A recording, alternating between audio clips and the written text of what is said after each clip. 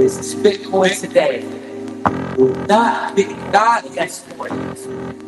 This is Bitcoin today. Not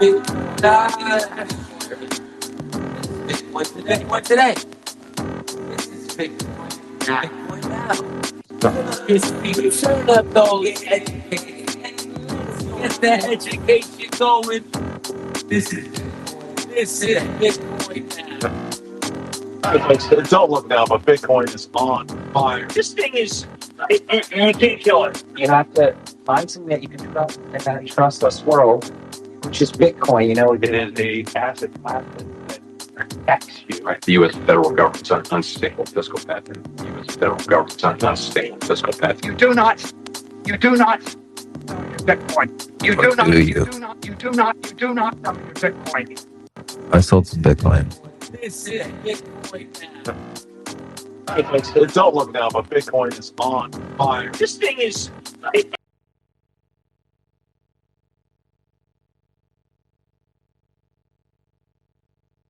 Which is Bitcoin, you know, it is a asset class that Unstable fiscal path. The U.S. federal government's on unstable fiscal path. You do not.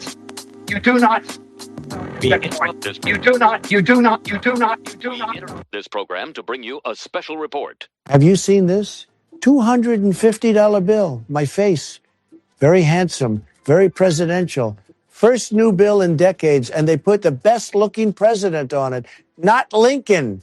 Not Washington. Me. Donald, nobody carries cash anymore. They will now. People are going to withdraw cash just to look at me. ATMs are going to be backed up for weeks. The banks are very excited about it. Why 250? Why not 100? Because Benjamin Franklin is on the 100, and I'm not replacing Ben. Great guy. Electricity, bifocals, very productive. But 250 is bigger than 100. More zeros, more Trump. Very simple math. There aren't more zeros. Melania, I'm on money now. My face is legal tender. You can buy things with my face. That's the American dream. I just completed it. You can't kill it. You have to find something that you can trust in that trustless world, which is Bitcoin. You know, it is a asset class that protects you. Right. The U.S. federal government's on unstable fiscal path. The U.S. federal government's on unstable fiscal path. You do not Bitcoin. You do not. Or do you? Bitcoin. This is Bitcoin now. Don't look now, but Bitcoin. For example, in 1944, leaders gathered at Bretton Woods to design a new monetary order. Few then grasped that they were enshrining the dollar as the global king. In 1971, when the U.S. depegged the dollar from gold, it was presented as a temporary fix. But that moment shattered the last connection to hard money and ushered in the fiat era we live in today. Here's the truth. No global leader alive has governed under a hard money standard. Not one. Every institution we take for granted, from fiscal policy to central banking to global trade, is built atop an assumption that money is elastic, manipulatable, and controlled by governments. Bitcoin breaks that assumption. Like all revolutionary ideas, Bitcoin disrupts, not by accident, by design. Bitcoin threatens rent seekers, middlemen, gatekeepers, authoritarian technocrats. Of course they're fighting it. Of course they're scared. Of course they want to co-opt it or minimize it or put it in a box. Because when you build something that matters, the pushback is the point. Big decisions often reveal their magnitude only in hindsight. I promise you, Bitcoin will be one of those. But most people are stupid.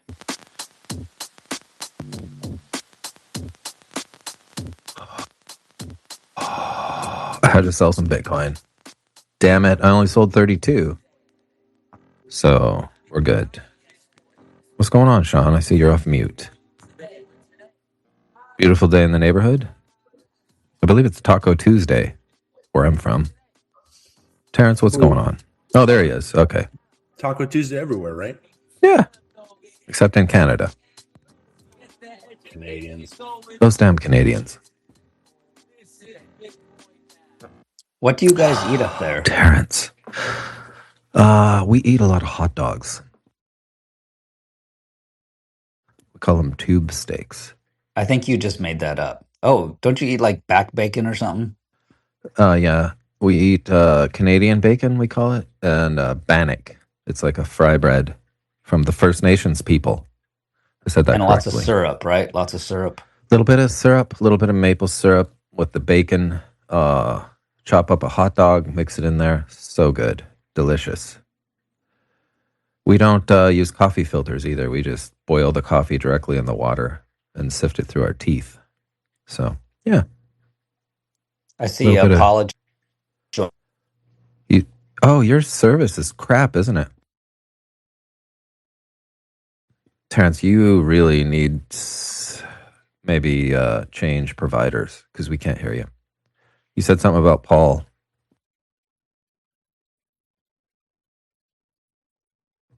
Yeah, I can't hear him. Chad, can you hear Terrence? Is it just me? I cannot hear Terrence. Terrence, we may have... Here, let's try to do some adjustments here. We'll get Chad in here as a so he can help bring people... There's Paula. Chad, I'm trying to have you as a co-host because Terrence is having technical difficulties. What's going on, Paula? How are you? Doing good today. Oh, my goodness. It's contagious. Paula is a robot. Good prices to stacks at. Always.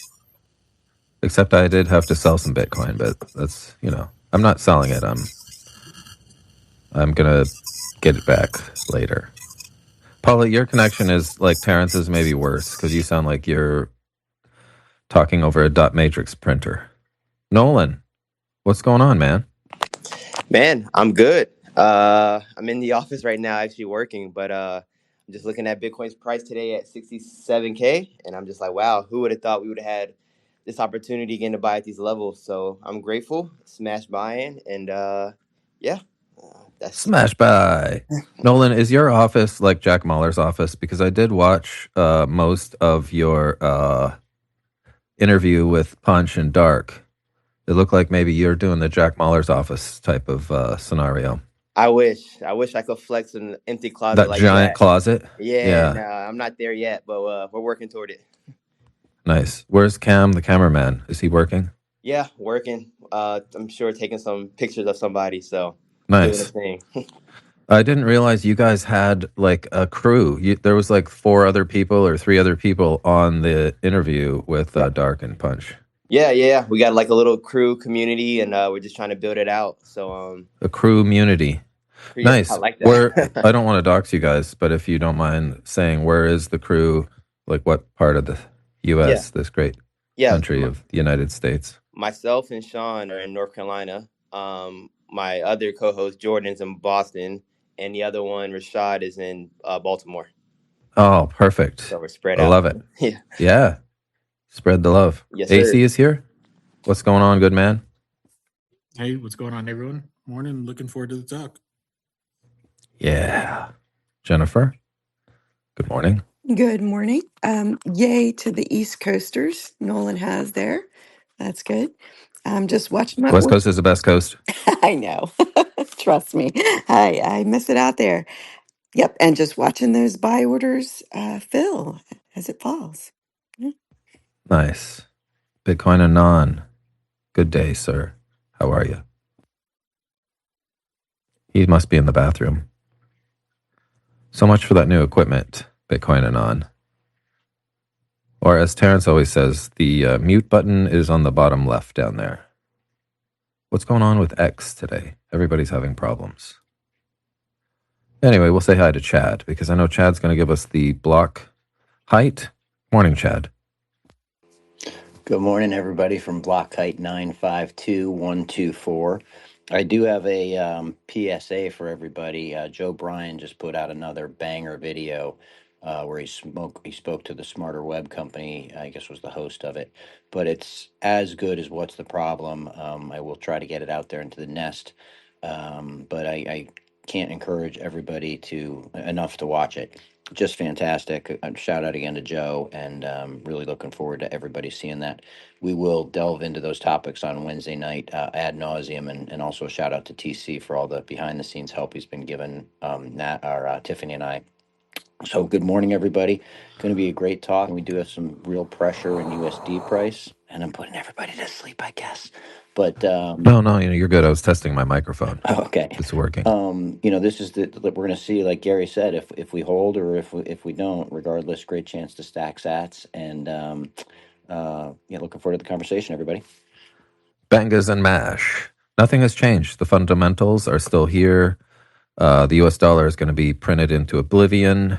Last time I checked, there's only going to be 21 million Bitcoin. Sorry, I'm doing some administrative duties behind the scenes. AC, what do you throw up in the nest right there? You want to give us the TLDR on that, and then we'll go to Bitcoin and on. Yeah, it's something I recommend everybody kind of check out. Kit over at Golden Tallow. She was almost the victim of a complex phishing attack. And she goes through all the processes that she went through, all the things that they did to really entice and then trick her. We've seen this MO before with different people using similar tactics related to Zoom. This one was specifically for StreamYard. So just something for people to keep on their radar as far as, their due diligence and their cybersecurity and their security model. So things to think about. You always got to be on the defensive. Hey, AC, is that one of those ones where they have you say, hey, set up a time to either meet up with our calendar or other, and then you click the link and the link is actually false? Is that kind of one of those type of deals, or is this similar? Okay. So they spun up a fake StreamYard website. Oh, wow. Okay. They basically fake that, there's problems on your end through the browser. So download this software. And then that's when you get yourself in trouble, as you download, install software, and it flagged your system right away that it was a rat or a remote administration tool. And so, like I said, we've seen this before with fake Zoom links, and now we're seeing fake StreamYard. Oh, wow. Links. Yeah. So again, always be cautious with links and be extremely cautious with installing software. For sure. Good advice. Bitcoin and on. Good morning. Sorry about earlier. So I changed all the drivers. I put a new camera. Am I still in the bathroom? Sounds like you're definitely in a echoey chamber of some sorts. Maybe dedicated microphone. I don't know. Yeah, damn it. I'll get one. Because it's probably the distance from your mouth to I'm assuming that the camera is what's picking up your voice. And I'm guessing that there's some sort of distortion between those 2 points. But I'm no technical expert. Natalie, how are you? Lauren. Oh, wait, that's humble. Shoot. I don't know if Hang on. We'll go to Natalie. Go ahead, Natalie. Hi, guys. Good morning. Hi, Lauren. I'm good. Hi. I'm stacking sats, guys. I bought some Bitcoin this morning. I'm really curious at this headline you guys have for Rice and Tuesday. Rice and beans. Well, let's edit that out then. Here. Is there a purpose behind it? Well, it's Eric Rice usually hosts Tuesdays, so I don't know where he is. And it's usually Taco Tuesday. And Taco Tuesday, Eric Rice goes well with beans because it has a whole, is Mexican the right word, or is it Hispanic theme to it? So anyway. Hi, Lauren. Hi, Natalie. I said hi. Hi, Lauren. Hi. Geez. Puncher's here. Takes him a sec to connect. What's up, buddy? What's going on, man? You co-hosting today? Am I what? Co-hosting today. Yeah, I can try. I'm gonna be bouncing around, but I can be a decent co-host while I'm here if you like. Yeah. We're just having some struggles with it sounds like X is screwing up for half the people because Terrence is struggling. Even Paula sounded horrible, so I'll shoot you an invite here. And okay. All right. And we got the twin up here too. Tiffany. What's up, Tiffany? Hi, Lauren. Hi. I can't tell you two apart. Is that you did well. That was great. That was Thank me, you. totally. Okay. So how are you, Tiffany? Hi, Lauren. Hi. Jeez. This is so much fun in the mornings. I hope so many For more who? people just chime in for this. Oh, yeah. Well, you don't have to live with me. My wife wants to beat me daily for being an immature idiot. So I'm working on that. The Lord is working on me. So hopefully I'll be more mature. Oh, good. The Lord is Yeah. working on all of us every day. Indeed. Amen. Anyway, I'm sure you guys talked about Saylor selling some Bitcoin yesterday. Was that a topic of discussion, I'm assuming? Punch, were you there yesterday? Only for a little bit, but I think. Look, I'm excited. I got all my TradFi friends telling me, "I told you so." Bitcoin's a Ponzi, like whatever. But I've been buying. I mean, you see my, I'm buying through Coinbase. I'm trying to get off of it, but anyway, all my buys over the last 2 weeks, started like 77 and are now down to. I think I just bought Bitcoin in the 67,000. You do pull your coins off Coinbase after you're finished buying, I correct? do. I totally do. Which goes We to, can forgive you then. you Yeah, have some, I think everybody needs to understand their vulnerability. If you ever put anything on a file or your seed phrase on a file, or you have them on a phone and it's in a password protected app or whatever, look, this AI can go back to day zero on anything that's code and find a vulnerability and attack it. So my heartfelt suggestion is you get new devices. If you did write those down, for example, I wrote down my seed phrase in 2016, maybe I forget when Trezor I got my first Trezor, and it's on the cloud because I had everything backed up. I don't know if it's Mm-hmm. still there. I don't have that computer anymore. I deleted the file, but it's out there, and if it's out there, it's vulnerable. So I would say that a multi-sig solution where you have your Trezor, and a 2 of 3 multi-sig solution is probably the thing that's going to save you. It's not that complicated. What are some of the firms? You got who does it? Oh, Lauren. I'm drawing a blank. The companies that do multi-sig. Oh, like Unchained and Unchained, yeah, others. Unchained. Those Yes, guys, yeah, others. I mean, I think that's the way to go. I really think that the level and the intensity and the kind of the depth of the attacks are going to be unbelievable in time with AI. So for better sure. front run that and get yourself just squared away so that you can sleep at night and you know that no matter what happens, you've got your seed phrase on like a stamp seed. You've got it hidden somewhere. That's the only version of it. No digital versions, and you're in a multi-sig solution. I think that's probably the smartest way to go.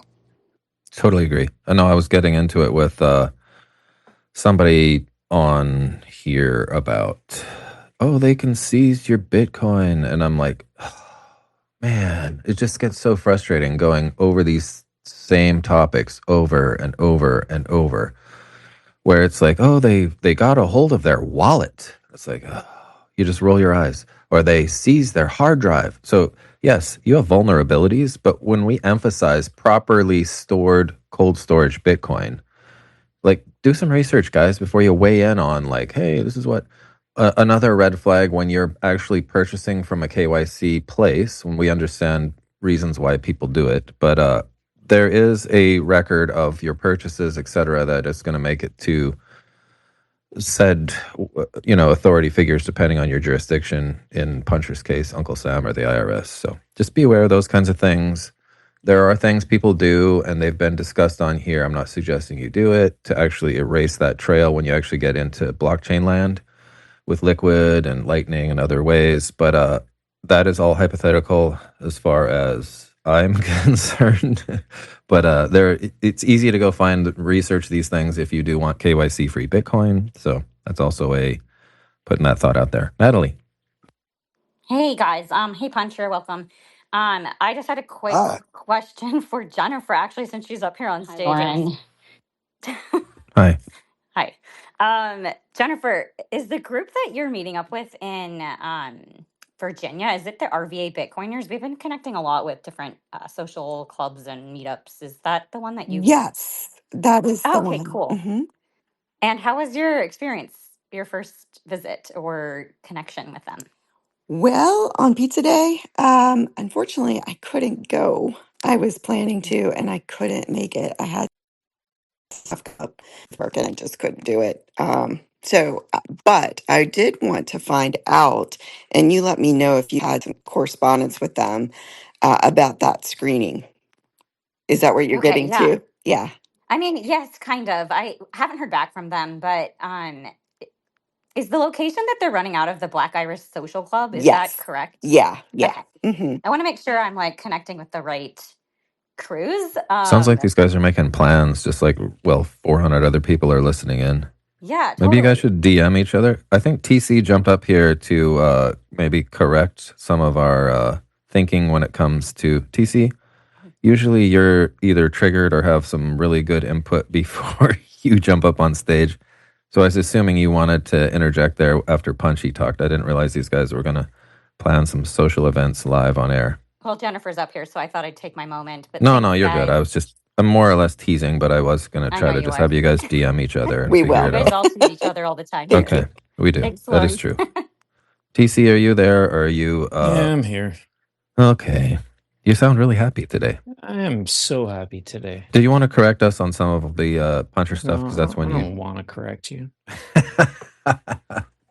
Who says I wanna? Shed some I light. don't wanna. I just Go don't ahead. wanna. I don't want to do it. You Just, can't make me do I it, just Mama. don't wanna, dude. Yeah, no, I mean, look, the self-custody thing Mm-hmm. is actually simple when you arrive at the sort of extreme end. I think that the collaborative custody stuff like Unchained is definitely a cool product for some people. But you don't need that. Like you can roll your own setup, and you can actually Smoke 'em end if you up in got a 'em. situation where you know that nobody else has your private key, and you never expose it to the internet. And the word I'm using lately is paranoid. You have to have like literally a paranoid approach to the entire flow of creating the private key, and then how you store it, how you use it in all subsequent transactions where you need to sign with it. And if you can just get the best practices, just the right behavior on your part and the right Hey, tools, TC, you are able to sleep at night knowing you're the only human on planet Earth with that seed phrase. That's the goal. can we explore the be paranoid? Like, are we at the stage in the game where this paranoia might include they are listening to you? So even be careful when you're saying the words out loud. Like, But you I don't noticed say the words out loud. See, look no, at I know, but behavior is a funny thing. You know, Puncher was saying some good stuff about how, you know, over time, anything that's on a server anywhere, you can assume it's breached. You can assume you're not the only person who's seen that information. You know, if you're paying attention, you know, every one of the photos that you take on your iPhone is being reviewed by Apple. They have some software that's just reviewing all that stuff as it gets loaded into the cloud. Google's constantly scanning and searching through all the documents that you put on their drive and on their, mail servers. And so you have to just kind of realize the nature of the world that you're living in. And in order to even be sane, especially if you're not a highly technical person and you don't want to really dig into the nuances of some of these technologies, you need to do things in a way that you're eliminating these risks. Well, we are blessed because we actually have a lot of options these days, much more than we had 5 or 10 years ago. We have a lot of options for tools that allow you to create a new Bitcoin wallet, which is a new private key. You can create that offline. We call it air gapped. You can actually create a new seed phrase that only you know, and then you can store it however you want, but you can especially feel comfortable that you haven't even exposed it to the internet to give anyone or anything an opportunity to snoop on you. So that to me is just a real fundamental line in the sand. It's like, is this private key air gapped or not? If it's not air gapped, there are questions that remain about, was this information shared with anyone else? Was it snooped on? Was it snatched by anyone who had access? And to me, it seems like that's a really important thing to kind of arrive on the air gapped side of that line in the sand. You know, you want to basically Yeah. operate in that way, and that gives you the peace of mind that you are the only person who owns that particular Bitcoin. I hope that makes TC, sense. I got a question for you, TC. So say there's, somebody who's new to Bitcoin and they just want to get a Trezor and they get it in the mail and they set it up and they go to treasure.io and they open it up and it has them generate their, 12, 20 or 24 word seed phrase. And um, it auto generates. Is there anything wrong with doing it that Yeah, way? totally. Okay. Yeah, see, like to me, I have basically a higher threshold for what I require from the tools that I use. If it doesn't let me generate a private key in an air gapped fashion, I consider it disqualified from being an option. I'm not interested in generating um, a private key for a Bitcoin wallet in any kind of connected way. I don't want to be connected to the internet. I don't want to be connected to Trezor's servers. I don't want to use Trezor's software. I don't want to use Ledger's software. I don't want to use any of these people's software. I want Well, methodology. I want methodology for generating brand new 24 words with sufficient entropy in an air gapped fashion where nobody else saw that. Like it's I literally agree the with you. word Yeah. paranoia is literally highly relevant here. You should be concerned about everything you do on internet connected devices. This call, every phone call you make, every text you send. That's why when you're dealing with Bitcoin private keys, you shouldn't be in that realm at all. You should be offline and air gapped.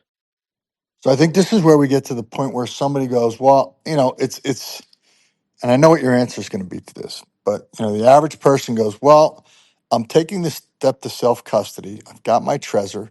I'm kind of following the directions. It's a little new to me. I'm a little scared that I'm going to lose my Bitcoin if I transfer it off of River, Coinbase, or wherever I purchased it from. Um, Now all of a sudden, TC is throwing this whole nother layer that I'm not quite sure how to do it to air gap it and generate my own seed phrases. I don't really know how to do that. And I know what you're going to say. You're going to say, well, you got to figure it out. But No, I'm going to say there are fantastic tools for doing that. And you just have to actually be aware of the concept. So don't feel bad if you're on one of these other devices that I am considering to be disqualified. I started on one of those. My first device was a Ledger. Okay. I had to go through some painful learning and realization. That private key that I got from that ledger, I don't trust 100%. I don't have 100% peace of mind. I've been using that Ledger Live software. I've been using nodes based in France, in the EU, at the Ledger headquarters. Like you may have never even thought of that if you use a ledger. Oh, wait, whose nodes am I using? Oh, I'm using Ledger's nodes that are located in the EU. Like these are concepts that again, like you may roll your eyes at this level of concern, but you're missing the point. The point is that the property ownership paradigm of Bitcoin is exclusive possession of information. I'll say that again. The ownership paradigm of Bitcoin is exclusive information ownership. You have a list of words. You better be the only person on the planet with those words because somebody else has those words in that same order. They're just as capable of you of signing a signature on an on-chain transaction and transferring that Bitcoin wherever they want. So that's the ownership paradigm. That's the property ownership paradigm of Bitcoin. So if you realize what that means, the most critical stage is how did I generate that private key? was I truly the only person to get that information? Do I actually have exclusive ownership of that information? So that's just, I don't think it's a complicated concept at all. It's just a novel concept. It's brand new. Most people don't have something else in their life that they have to think of in this way. But again, the good news is it's incredibly easy to dive in and start playing around and figure this out.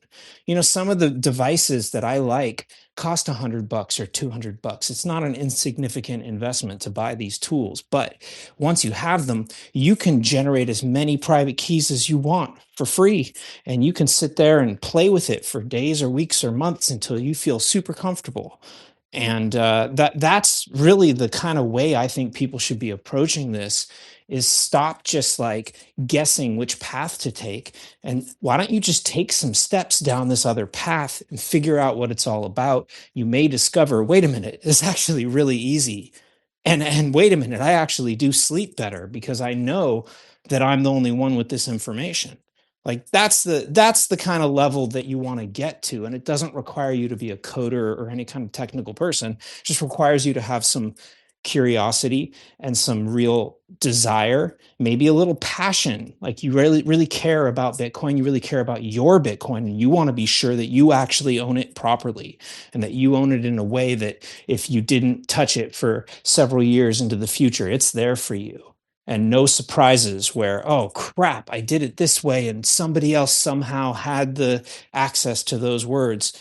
You know, that's really the nature of that whole topic, is identifying where is that line and what behaviors and what tools do I need to be able to take action on the right side of that line.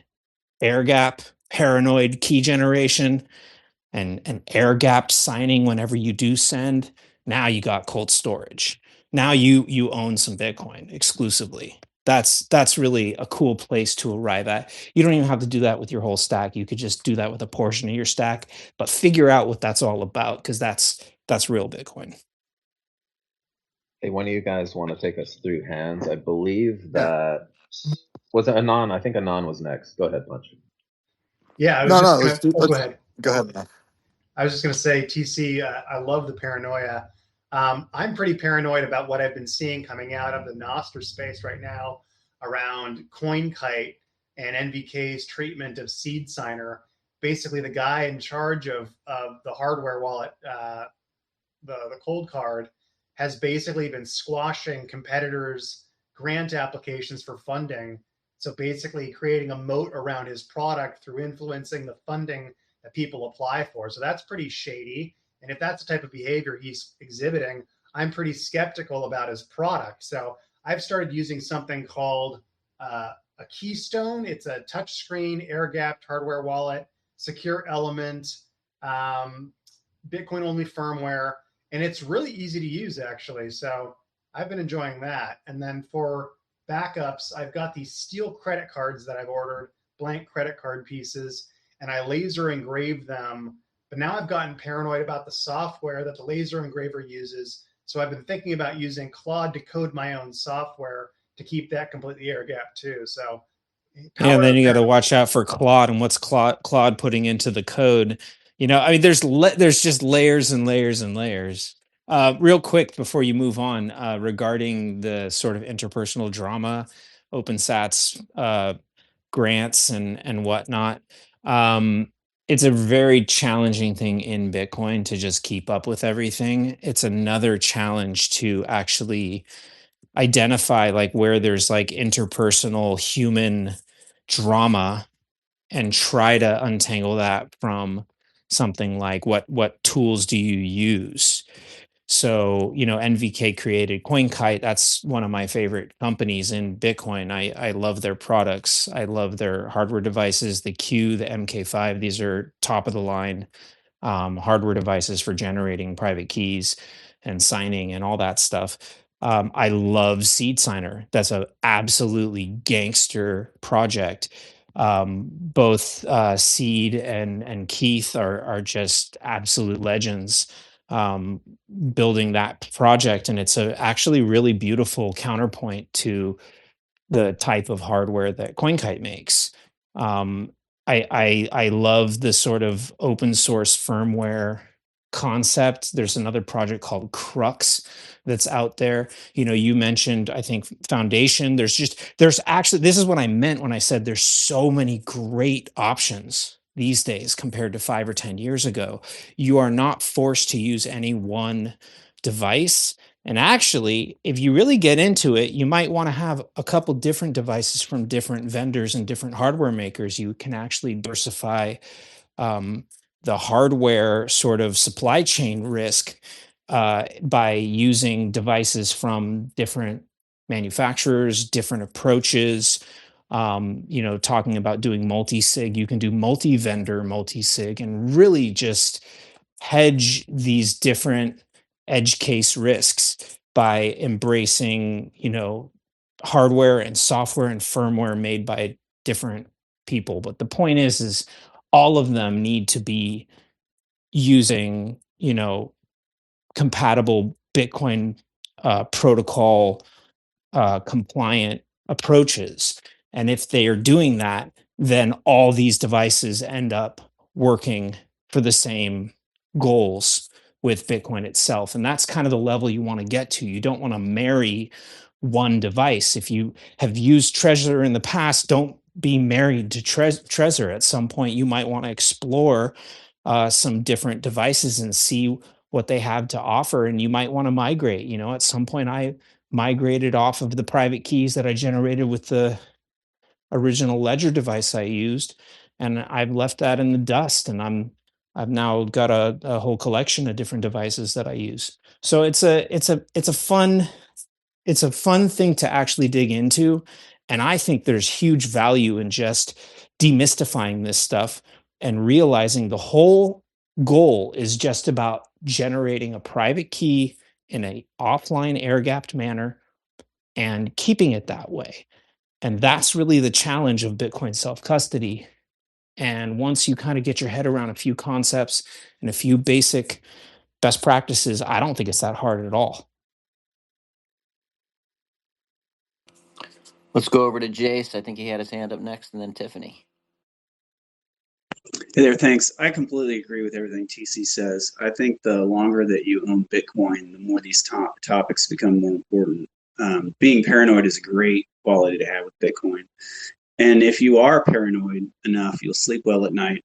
I just wanted to jump up real quick and say anybody that has Bitcoin, and if you're a speaker in the space, be really careful out there. I've seen now 3 people on X that were signed up to go on podcasts, Adam Semeka, Kit Satz, and another presenter, and they at the last minute were told to download something to their computer. Don't, even if you don't have your keys, don't download anything on your computer. If you're invited to a legitimate podcast and they ask you to, or it seems legitimate, don't download anything. I just want to put that out there for all you guys. Tiffany. Well, hey guys, thanks again. Okay, so thanks TC for basically the time and energy you put into building your knowledge in this space so that we can all learn and keep up here. The air gapping component is obviously really important for folks to understand. My sister and I are constantly trying to figure out how to navigate this best within like our own familial structures and in the future. So thanks for throwing that out there today. I do think we can probably have more conversation about this on Wednesday night if you're available. Side thought about the tools when understanding all these concepts. I have heard you mention before that if you're not running your own node, you are using someone else's. However, I have had discussions with others, and I'm not saying they're right by any means, but I'd love your perspective. I'm still learning about nodes and miners, even though I do run my own miner. But some of these people I've spoken with have mentioned that I don't need to run a node. So, what would you tell me is maybe a best practice for myself and others, maybe with this tool and this part of the stack?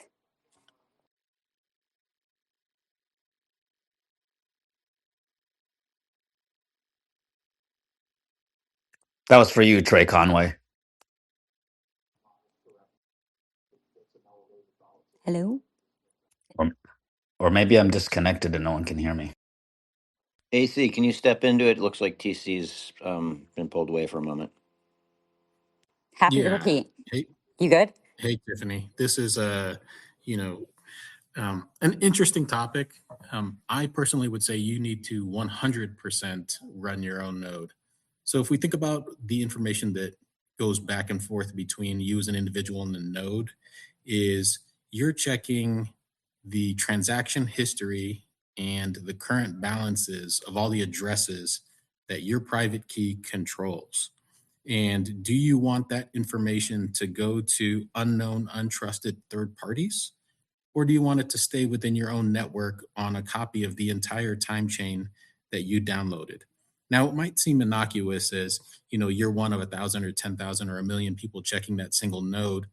But let's take another step back and think about how you connect to the internet.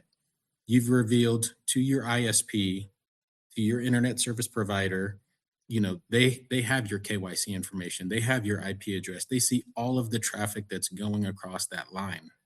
And sure, there are ways to anonymize it and separate it and hide it and obfuscate it. But the reality is, you as an individual are not going to be able to fight corporations and nation states. So do you want to share that information with those entities? Or do you want to download the entire time chain, check it locally on your own computer so they don't actually know what you're looking at? Now, I don't know the conversation that you had with this particular individual about not having to run your own node. I suspect that maybe they are thinking in terms of utilizing Bitcoin on a different layer.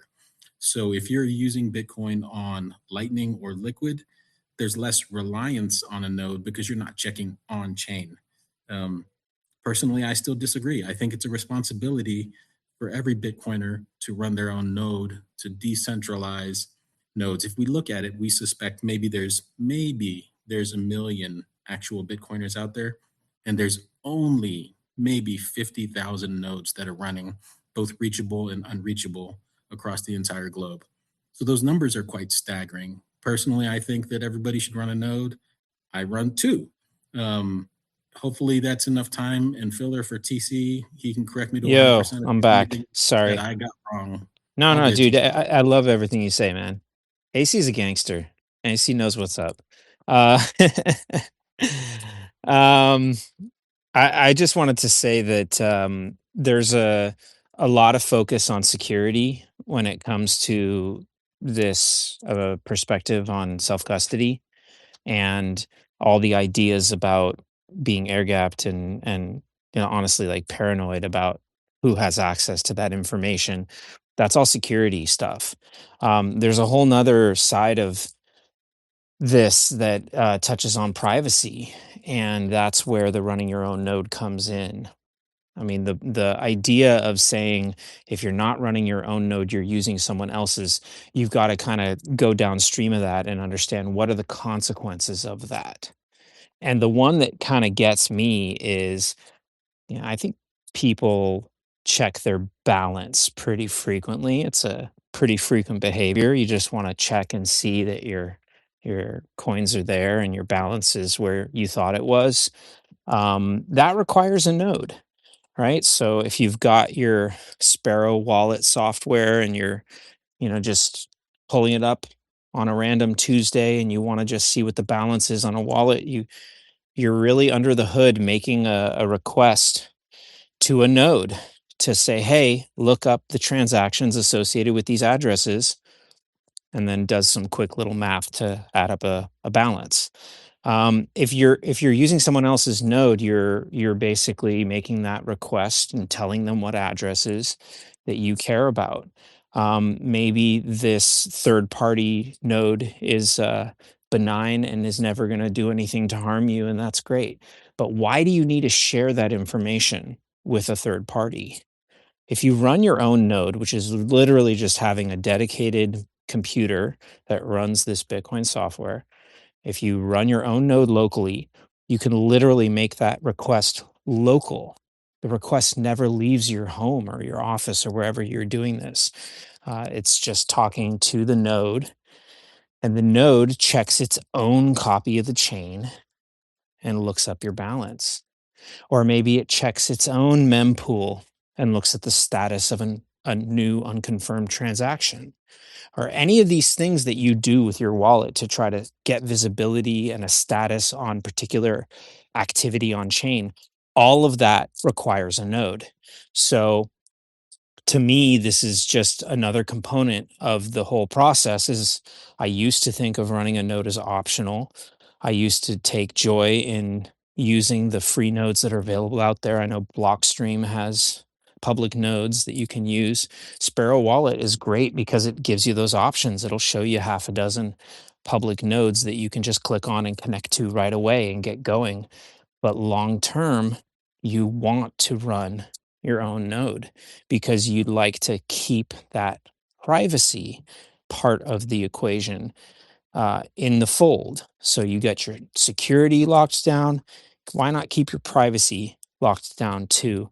Now nobody's privy to the addresses you're using, what you're doing stacking wise, your send transactions. All those things are done through your own infrastructure. And I liken it to, having a Wi-Fi router. I think most people have a Wi-Fi router in their home. That's their own local infrastructure to connect them to the internet, while your node is your own local infrastructure to connect you to the Bitcoin network.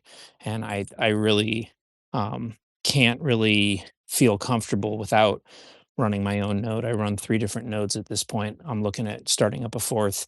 It's rather trivial to fire up a node. It's literally just software that runs on a computer sitting in your home. So I think it's a critical thing for people to put on their list of stuff they want to tackle. Don't just feel sort of hesitant about it forever. It's something you want to take the plunge at some point and realize on the flip side of it, oh wait, that was really simple. Why was I sort of staying away from that for so long? So yeah. Thank you so much. I guess we should be saying self-custody and run a node then. Absolutely. So, to the whole room, I want to give a giant shout out to TC for all the time he's spending offline with us to bring up the Wednesday show, but really to communicate information that, many of us just would not get through on our own. So I can't thank him enough. Thank you, TC. And then AC as well in the his help, and Gen X and all you guys that have been around a long time that take the time to really walk us through, because so many of us are, I'm going to say myself, are technically challenged, but because of you, I'm fighting a good fight and we'll get there. And I know that. So thank you. I also wanted to, now that we have Eric up as co-host and it is his day, turn the room over to him. And everybody will see you Wednesday night to continue this conversation that TC is talking about. If he can be with us, fantastic. If he can't, we totally understand. But know that the information that we're getting is as good as it is because of he and others. So thank you all. Eric, the floor is yours. Hey guys, yeah, sorry about that fiat things call this morning, and some good news. As of about 9 a.m. this morning, there's now 1.35 megawatts and 320 S21 Pros that are currently turning and burning in the state of Kentucky, adding to the hash network as of 9 a.m. this morning. So rocking and rolling a little bit here, keeping the network going. I think Bitcoin gets broken into different categories of Bitcoiners out there, and of course the price is a little depressing today, but the network is not. The hash rate is very strong comparative to the price, and I think that's something we all should look forward to. Had a chance to meet TC and AC, both the C's at the end of their name. BitBlock Boom, fantastic guys, and man, the knowledge you guys are getting from these gentlemen is truly priceless, and the fact that they take the time to break it down, I couldn't agree more, Chad. It's like it's like a free, it's like a gift in the middle of your week.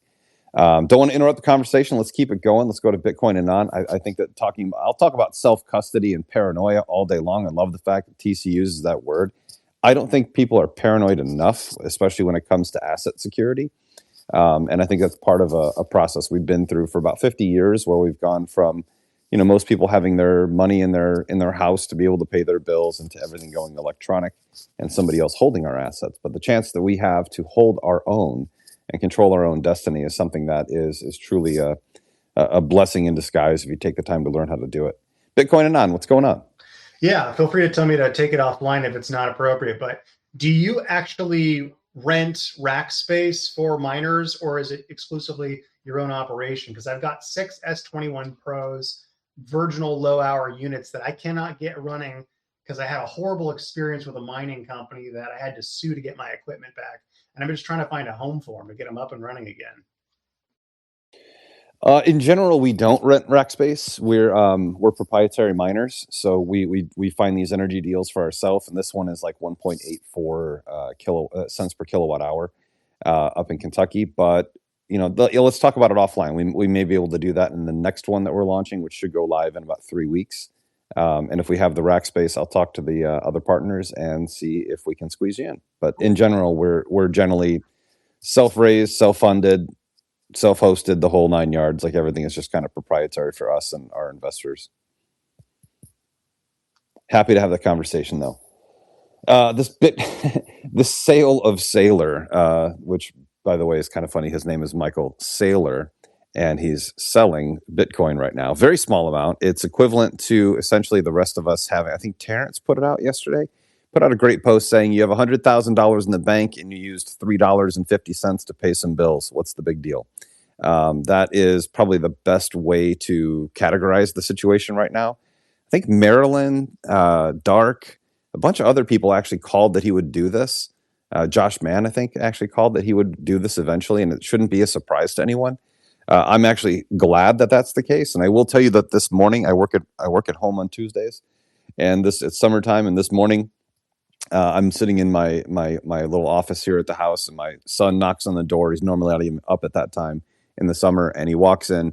He hands me some cash, and he goes, "Dad, check the price. I'm buying more Bitcoin." So my son, a 16-year-old kid who turned 17 Friday, he picked up 219,000 Satoshis today. And if a 16-year-old kid turning 17 beat you to buying Satoshis today, you should feel ashamed of yourself, and you should pick up some more because it's a fantastic time to buy this stuff.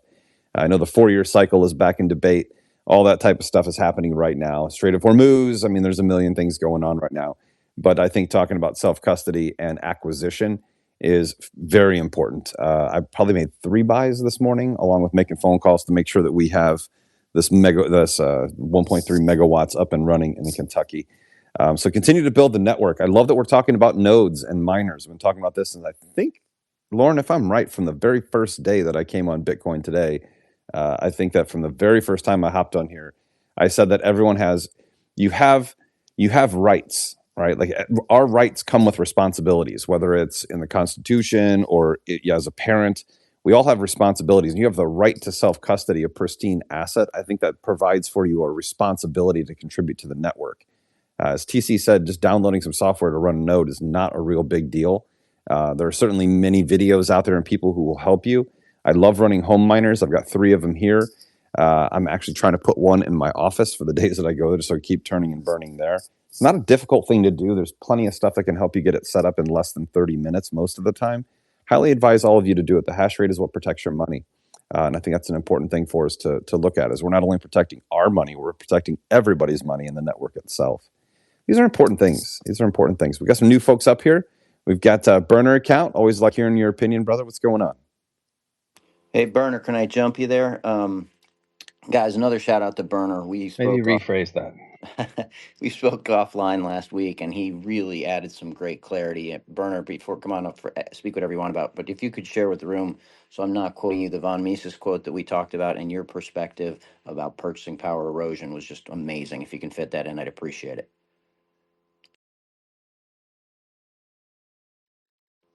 Burner, come on up, my man. He's up here. I can see him up here. Just got to hit unmute. Oh, he dropped down. Probably having the same problems I do on a normal basis. Terrence, great post yesterday. I just want to compliment you on that. I was pretty busy yesterday. I didn't get a chance to put a comment in your comment section. I just kind of flew by the post and go, wow, that's actually a really good way to phrase what's happening right now. Maybe walk through a little bit as to why this minuscule sale, which was obviously going to happen at some point in history, why this is causing such friction in the market, aside from the obvious of a guy saying never sell your Bitcoin, and then he sold pennies compared to in his world, pennies. Why is that rippling through the market so much right now? First of all, let me know if you can hear me. My connection is going in and out today, so We can hear you. apologies. Okay, perfect. Yeah, Lauren's had trouble bringing me up.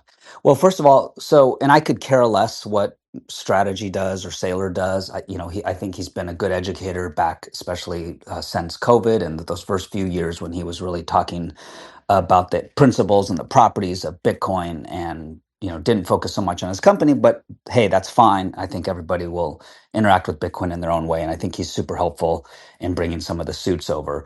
Um, he he went on the earnings call. He said exactly, he's only doing exactly what he said. I'm going to be selling some Bitcoin. I need to show that it is money. He was getting criticized that you can't just save money, you have to spend some money. That's a sort of Keynesian viewpoint versus Austrian, but whatever. He did not need to sell only 32 Bitcoin, 0.004% for him to pay dividends, but he did it to prove a point. It's also, I don't want to say it's a requirement, but it's viewed favorably by the S&P, the people that would choose MicroStrategy to be included in the S&P 500 if he's doing that, if he's selling some and not just buying it. So he said he was going to do that, and obviously he chose an extremely small amount. It's also not the first time. If technically we get into are you spending your Bitcoin or you're selling your Bitcoin? And I think as Bitcoiners, most of us say we spend our Bitcoin because there's a good we want, and that's what we should be doing with Bitcoin. Bitcoin is money. We should be using it as money. But oftentimes when we say sell, it just means we're going to just be sitting in dollars. So what are we doing with it? So I would argue, and this might be a semantic, that Michael Saylor has really never sold any Bitcoin, as he continues to say. So the first time, which I think was 18 months or 2 years ago, he posted that he was tax harvesting, which is very smart, and I think a lot of people can do. You can sell a Bitcoin that you bought at $126,000 for $80,000, and 6 seconds or 5 seconds or 1 second later, you can buy that Bitcoin back. Yes, it's a different UTXO technically, but whatever. Your balance is the same, so you didn't lose any Bitcoin, but you now have a capital loss that you can put on your tax return. So it's just sort of paper shuffling in the TradFi world. So he did that, and then he didn't just say, "Hey, we just sold 32 Bitcoin to sit in dollars." He said, "We sold 32 Bitcoin to pay dividends."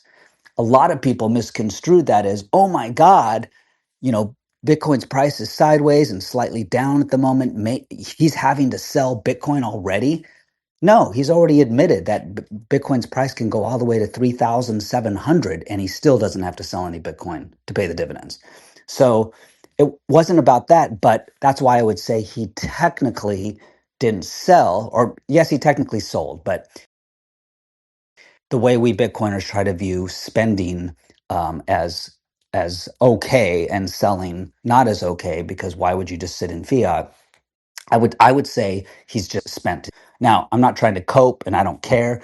And he can sell his Bitcoin, as he should sell his Bitcoin, but he's acquiring more Bitcoin. So if the market is going down at all because of that, or because they're scared of him, or because they're hanging on to what Michael Saylor or Strategy does versus understanding Bitcoin, understanding the network, and understanding what it does for the world, then those people were just tourists anyways, and we just want to build more residents. I'll land it there for you, Eric. Yeah, I think the best part of that statement was, I couldn't care less what Michael Saylor does. I do not care. But I find it interesting that the rest of the world does. I care about my own strategic Bitcoin reserve, the Rice family strategic Bitcoin reserve, and how much I add to that, whether through cash or mining. Those are the only two things I care about, and there's only two things that you should care about. Burner, you keep popping up and hopping down. I don't know what's going on here. I'd love to hear from you, buddy. Tiffany, good to see you up here. How are you? Oh, hi. It's nice to have you here on stage with us. We missed you earlier. I'm doing great. Thanks. Good. Love this stuff. AC, you want to walk through a little bit? There's a few things that I want to get your opinion on now that we have you up here, because I know you're up here for a short period of time. Some great attributes there on the self-custody side. Can you walk through maybe like a basic OPSEC for newbies into Bitcoin? So there's two types of Bitcoiners I want to address, because we kind of get some backlash on going off topic on Bitcoin from time to time. But I think it's important to give like an ABC, a simple OPSEC program for people who have Bitcoin on exchanges. And I think that this is a relevant conversation because I think Bessent came out and said they, stole $1 billion in quote unquote crypto from the Iranians, and they didn't know until they logged in the next day. First of all, I would bet dollars to donuts that those are either Bitcoin left on an exchange and they're in a connected wallet, or that those are stable coins, which are obviously very seizable, which are going to be used prevalently throughout the world in the next 5 years. But if what would be the best way that you could go about somebody who has, say, Bitcoin on River or Coinbase? What are the like 3 steps they need to take for OPSEC right now?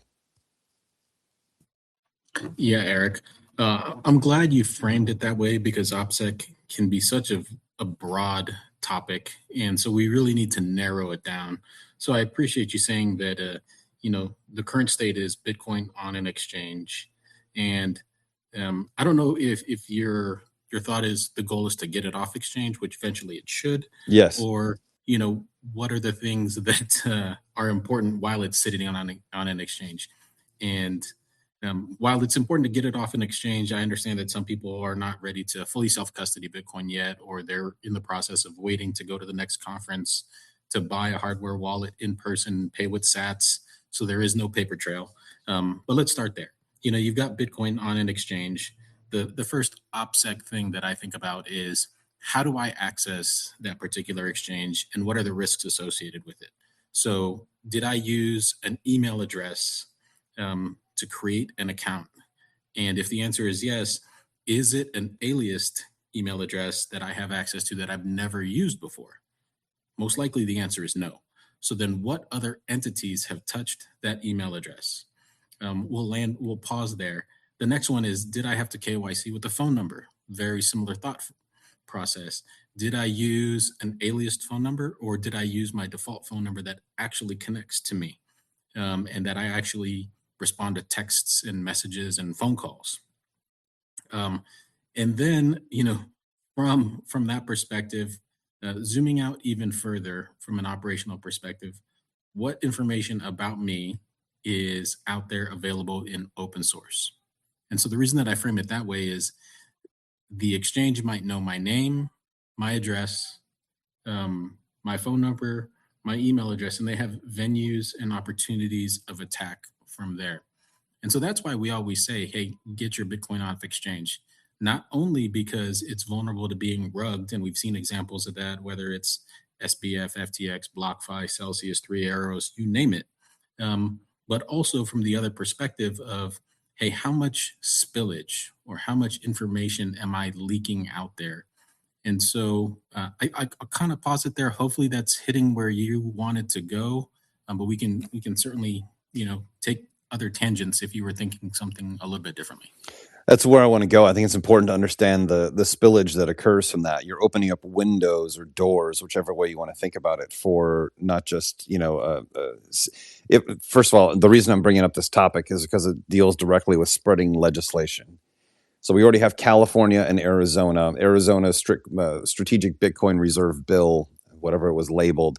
If you read the bottom half of it, you'll find out that there is a clause in there which is identical to California that basically says, if you have crypto on an exchange and you haven't moved it or done anything, it's just sat there dormant for 3 years, they are going to do a standard process. They're going to send you a letter saying your asset has not moved on this exchange in 3 years. You have 90 days to either sell it, buy more, or take it off of the exchange. And if nothing happens, you do nothing in 90 days, the state is going to seize it. There is legislation in 2 other states that is on their dockets right now for very similar legislation. And I think this is being done for a couple of different reasons. Number one, it should be like an alarm bell going off in your head saying, okay, let me get it off exchanges so it's not seizable by law. So it's not only you have to worry about hackers with the spillage getting in and seizing it illegally. If you're a buy and hold person and you're like, I bought Bitcoin, it's on Coinbase or Kraken, and I'm going to hold for 5 years like you do with stock, just know that there are already 2 states that have legislation. There are 2 more that are announcing it. Bad legislation or tyrannical legislation spreads like a virus. Eventually, you're going to see 27, 28 states that are doing this. And I think they're doing it for a couple of reasons. I think number one, they're trying to be able to determine who owns what at a certain point in time. But more importantly, I actually think they're doing it to protect the banks. So the more assets that are held in these exchange accounts, the more assets they have on their books, and the more competition they provide to traditional banks. So AC, walk through that. The leakage is a good thing to understand where it's connected, whether it's through an email or a phone number. But let's go through the process, because I probably get asked this question 3 or 4 times a month by strangers or people online saying, "Hey, Eric, I've got, Bitcoin on Coinbase," which is the most common. How do I get it off? Just for the basic, like for a normal, simple person who's just new to Bitcoin or hasn't gotten into self-custody, doesn't understand the process.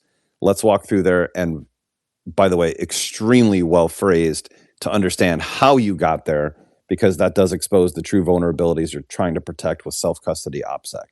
So move from, now I've identified the email and the phone number attached to it. What do I do next? Yeah. So the next step in getting off an exchange, I would say, is going to be, experience and comfort level. And the answer is typically going to depend on the amounts that we're talking about. But for the sake of example, if we're thinking on like let's use 10 million sats. Somebody has taken the time to stack 10 million sats, 0.1 Bitcoin on an exchange. They realize the risk, and now they're ready to move it off of an exchange. Personally, I would say take the journey to air-gapped hardware. But I understand that some people aren't ready for that. And maybe the experience that they need to do is to move it to a self-custody hot wallet, just to build that familiarity and that muscle memory. There are a ton of great wallets out there. I'll kind of rattle off maybe a few. You've got like Mana, which we've talked about on this space. Love Adam and all the things he's done there. Aqua's a great solution. I like Ibis, Bull Bitcoin, Phoenix. There are a lot of self-custodial solutions out there that operate on mobile devices. And so you would go into, pick your favorite one, do a comparison, see which fits for you, or try them all. I like the idea of trying them all and see what fits your personality. And then go through the process of generating a new wallet and going to the receive button and starting off with a small amount, generate a receive address, send it to yourself, go to Coinbase and send a small transaction. And then you'll end up with a transaction ID, which you can go in a mempool. Again, you're trusting somebody else's node, or if you have gone through the process of spinning up your own node, you can enter that transaction ID on your own node and watch the transaction as it sits in that node's mempool. And then watch for the confirmations, typically on average every 10 minutes, could be more, could be less. And then it lands into that hot wallet that you control, you and only you control. And so you have confidence that, hey, I was able to create a wallet, generate an address, go to the exchange, and send it to an address that only my private key controls. And then once you've done that, you can do that either in larger sizes or in multiple amounts. The caution there is if you do it in multiple small amounts, now each of those transactions has a different UTXO, and you run into potential issues on UTXO management and coin control. So again, a lot of trade-offs. As people get further in their journey, you've also somewhat doxed that address to that hot wallet to the exchange, because they see the address that went to. So the other consideration, again, a lot of this builds upon each other. I like that TC said earlier that, he started off, and I echo this sentiment. I started off too with, a non-air-gapped hardware wallet, and it's an iterative process. Self-custody is a journey, so you're not going to go from an exchange to multi-jurisdictional, multi-vendor, multi-sig in one step. So it's an iterative process that people have got to build upon. But just know that, maybe file that in the back of your mind that, hey, I'm doxing this address. They could, if it's a company like Coinbase and they're US based, they are subject to subpoena. And so they could reveal that to any government entity who's asking a question. But eventually you want to go and get off of an exchange to a wallet that you and only you control. Maybe that's a hot wallet. And then down the road, you pick up a hardware device and you move in a deliberate, privacy-focused manner from that hot wallet to that air-gapped hardware wallet. I'll pause it there. No, great breakdown on that. Terrence, you want to add anything to that? I think that was brilliantly done, and I think that you. The reason I bring this up, and the reason this topic is here, number one, I always want to talk about self custody, and like if you have IBIT, I don't care. I think that's great. You own price action of Bitcoin. Eventually, there's going to be a bug inside of you that says, you know what? Actually, this isn't my Bitcoin. I'm going to sell this and buy Bitcoin and put it in self custody. But AC, this topic comes up in my world all the time about exchanges and vulnerabilities of confiscation through exchanges. And people constantly, like Bitcoin haters constantly come to me and say, the government can just take it. And that actually is a true statement when it's on an exchange. It's not a true statement when it's in self-custody and done properly. And that's where the power of this asset actually resides. But Terrence, you want to add anything to that? Yeah, I think AC hit the nail on the head. I would just say that as people are figuring out their hardware devices or setups or looking into multi-sig, obviously it takes time for their comfort level. There is something they can do in the meantime with the exchange that at least will help a little bit. And that's one, they could do whitelisting, and two, they can add limits. Just about all of the exchanges will allow you to say, hey, if you're going to send Bitcoin out of your account over into another wallet, you can select from these 1, 2, or 3 addresses. And just about everybody does this, even the Fidelities of the world, the Coinbases of the world, such that if you do, or there's someone to your account, they can't send it to their own wallet. The most that they could do is send it to an address that you've already selected. So if you're still building your self-custody setup, you could at least pick another exchange that is a deposit address that's attached to you. It's clearly not ideal, but it's a nice intermediary. And as well, you could set the limit. Now, some places like Fidelity, most people don't know, even though Fidelity is one of the biggest brokerages and financial institutions in the world, lets you buy spot Bitcoin. It's not a terrible place for some traditional finance people to buy Bitcoin. But then eventually you want to send it off into self-custody. They limit that, as Chad knows very well, to 25,000 maximum. You can't even change that. So there are some safeguards in the interim while you learn about the best practices and how to hold your private key or private keys and separate those with best practices. And if none of that works, just transfer your Bitcoin on the exchange over to XRP, because no one wants XRP. No one's going to hack your account. The government doesn't want XRP. Sound advice. AC, anything else you want to add to that? I think this stuff is really good to do. I try to listen to folks when they comment on the space, saying like, hey, I'd like more information on this. I'd like less information on that. I try to listen. I mean, the purpose of this is not for us to sit up here and bloviate all day. We certainly want to be able to provide information that people can use. And I can't stress enough constantly to people that I meet, because I have a lot of people I've orange pilled and they're like, hey, I'm at a half a Bitcoin and I'm super excited for them. And I'm like, make sure that's in your safe. And they're like, what do you mean? It's on Kraken. And then I get into this conversation constantly, because I think that is, if you look at the pillars or the legs to the stool of what makes something powerful, self-custody is one of those legs on the stool. It just absolutely is to Bitcoin. It's the reason I'm in this. From my personal perspective. So I'd love to touch on that. Anything else you want to add to that, AC? We'll move on to a different topic. Yeah, the last thing I'll say is I know it can be daunting going through self-custody the very first time. But the one thing I'll say is if folks are using Sparrow, they can spin up testnet within Sparrow. And I love getting the muscle memory on testnet. You can go to a faucet online, get some free sats, and then from there you can create a wallet, create a multi-sig, send transactions, do UTXO management, coin control. And you know what? If you mess it up on testnet, those sats have zero value. You can just go back to the faucet and get more.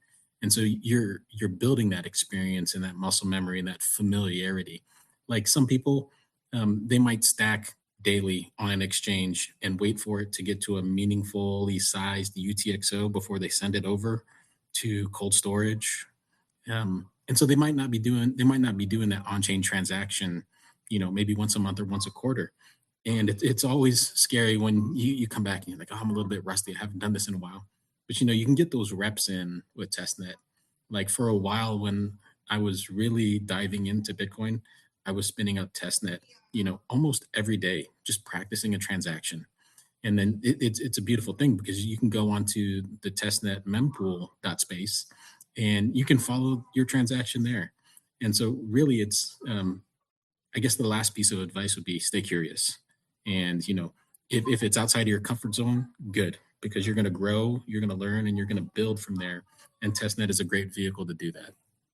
That's essentially what Saylor just did. 32 Bitcoin is just trivial to him. So he just did a test. That's all. Yeah, and I think that's a very valuable piece of that. I think it's something that people who have acclimated themselves with self-custody and running a node or whatever piece of the puzzle you're looking at is the fact that it's become repetitious. So if you are on an exchange, I don't think there's a single person on the stage right now who will argue with the statement and saying get it off of the exchange, but also don't do it in a rush. Like I don't think anyone's seizing it tomorrow. I don't think anyone's seizing it next week or the following week. I think you're safe for a while. But use this time like a baseball player getting ready for the season, taking batting practice. Do little tiny testnet transactions. Get it correct when you're ready to start moving it off of the exchange. Do not do it in one attempt. Every person that I've advised on this, I always tell them, do a quarter, do a nickel, do a 50 cents worth of Bitcoin. Test it out. Make sure that it goes. There's a lot of things that can go wrong, and that's what scares people. And there have been a lot of people who've lost their Bitcoin by making mistakes in the self-custody process. And I think that keeps people away because those mistakes on social media, when someone says, hey, I tried to move off an exchange, I lost all my Bitcoin. That story gets shared around social media, tens of millions of times. But the 10 million people who actually moved it from an exchange onto self-custody with no issues, that story gets zero circulation. So you don't fall victim to the psyop that comes of self-custody is very difficult. It's not difficult. It's just tedious, and you need to pay attention to details while you're doing it. And I love the idea of testnet. And I will always advise do less than $1 transaction at first to make sure you've got it, because that's very important to do. If you mess up $1, you're not gonna cry in your cereal in the morning. You mess up $10,000, you certainly are. So take some batting practice, get the feel for it, and when you're ready to move everything at one point, you're going to be able to do it, and it's going to seem like nothing. Tiffany, go ahead. Nice. It looked like my hand was down. Put baby in a corner or something, but I guess I'm still up here. So you can't put baby in a corner on Tuesdays. It's not going to happen, Tiffany. Yeah, it's almost middle of the week, so that makes sense. Now, Terrence mentioned, which is going to burn coming off my tongue, XRP, and you were talking about the Arizona, I guess, Bitcoin Reserve Act that we had. We're on the third attempt now. And it just made me think because they have this new twist where they're naming specific coins. And unfortunately, XRP is in the bill's direct language alongside Bitcoin. And that just made me think of that. And I don't love that. And but yeah, maybe that'll help boost it out. And I don't know. But it made me think of this, and we're on the third attempt. We have a Democratic governor, and she's still trying to look anti-crypto, but she clearly is anti something. So yeah, it just made me think of this bill and where it's at right now, where it's confused. Well, I wouldn't be. I said this a while back. I wouldn't be surprised to see a lot of the corporate coins put into those positions. I mean, they minted their own money. They sold it to the public for years without any friction from the government. They have a ton of cash sitting on the sidelines that used to be the coins that they minted on their own, and they're paying a ton of money to be in legislation in states. I mean, you wouldn't. I talk to people in D.C. and in state legislation, especially here in Texas. You think big oil has a huge lobby, or you think big pharma or big food have a huge lobby? Big crypto has the biggest lobby out there because they made their own money, created a marketing plan, everyone believed in their story, and they sold it off to them. They've never purchased any of their own coin. They've only sold it. And it's not just XRP. It's all the altcoins that quote unquote. I love the sneaky phrase pre-mine. Just means printed, minted, made on our own. No one earned it. So I'm not surprised at that at all. I don't think anybody should be. If you want to get angry over those things, fantastic. That's your right to do. But the reality is money buys your way into politics and into legislation. I think people still look at politics and say, a bill came out and this is, everything's totally legit here. There's almost nothing legit in there. The fact that you got to think back years ago, we had doctors smoking cigarettes on TV and endorsing them, right? Like if you're old enough, I'm not old enough to remember that, but I've seen the clips. They paid doctors to smoke cigarettes and tell you it was healthy. Everything is for sale, and especially legislation in places like Arizona, who've had a really bad legislation created over the past few years. So when it comes to this emerging asset class, I'm not shocked at hearing that at all. In fact, I think that it's just par for the course. And I think that some of these chains will actually have some role somewhere. I don't know if their tokens will, but their chains certainly will for some things. But go ahead, Bitcoin and Eric, I'm going to take us into the weeds here, but I'm going to say, bring it, baby, bring it. I think nicotine is medicine and one of the biggest maligned industries. Now, cigarettes are disgusting, and it's like the hypodermic needle of nicotine. But pure tobacco is good for you. I'm not going to die. I'm going to die on that hill. I don't think that's a strange hill. Pure tobacco grows naturally in nature. I don't think God created anything for us that was designed. Even, years ago, it's kind of strange. Years ago, I was working with nanoparticles, and one of the nanoparticles that we worked with was scorpion venom. And blue scorpion venom in mass will kill you, but at a nanoscale will actually heal lots of things, including cancer. So there are certainly attributes of everything in nature for healing, whether it's in large or small dose or as a side alternative in health. That's what remains to be determined.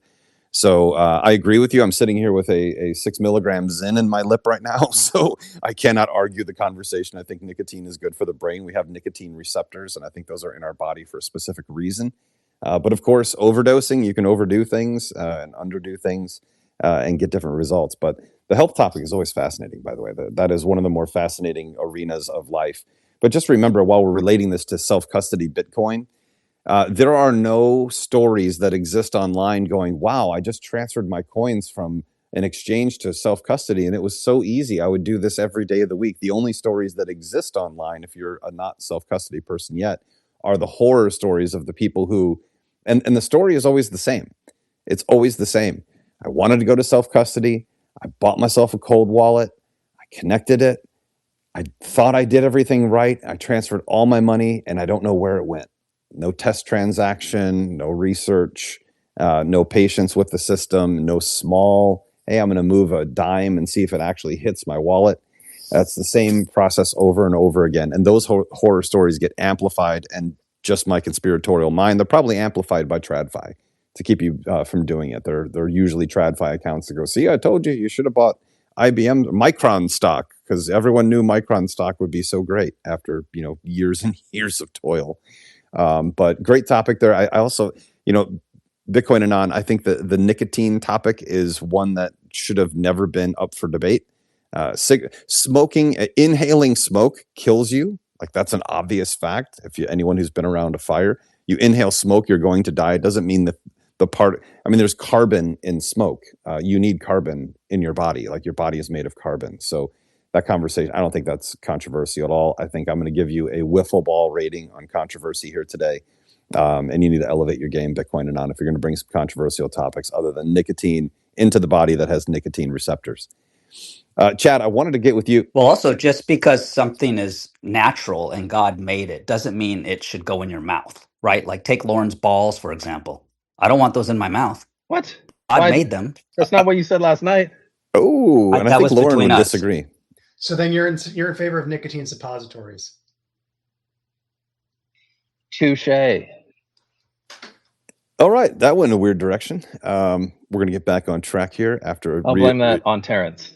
Please do. The full blame goes to Terrence for that at all times in that specific scenario. 400 people just unfollowed me. Well, it is Pride Month though, Lauren, so you'll probably pick up those followers in no time. Don't even worry about that. Yeah, fellas. This went weird real quick, which is good. It's Tuesday. It's normal. It's Bitcoin today. Eric, when you don't have a sponsor and what you just can say whatever the hell you want. So we're cool. Yeah. Well, I just looked at the calendar. That's all. In 2 weeks, it's Fag Day. It says right on. Oh, sorry, it's Flag Day. My bad. I didn't see that. Oh. Sean, break the weirdness here, man. What's up? Help us, Sean. Help. Yeah, let's not get everybody canceled here. Although I love all the comments. Somebody Eric, please cancel me. I want to be offline so bad. It just keeps tempting me now that I'm here. Kick me off again, Twitter, and free my life up. buy back all that extra time. I just wanted to bring up two things. One, kind of to echo your comments, you talked about how the bias to the narrative online is the problems, the issues that come up. And it reminds me in like my job that came up in different scenarios where there was complaints about something, but where would the complaints go? It would come to us. But it's that survivorship bias. And I remember there were an analogy in history where like I think it was the military was trying to figure out how to protect planes from ground fire, like bullets. And when you come back in a plane that's full of bullet holes, you can look at it and decide, oh, we should reinforce these areas because they take a lot of damage. When in reality, when a warplane comes back, it survived that kind of an attack. The ones that didn't come back had bullet holes and shots at critical areas. And that's really where you wanted to reinforce the plane, because where those got attacked, they did not return. And so that's kind of a similar thought that popped in my head when you talked about the problems of, self-custody, the problems of other issues that come up.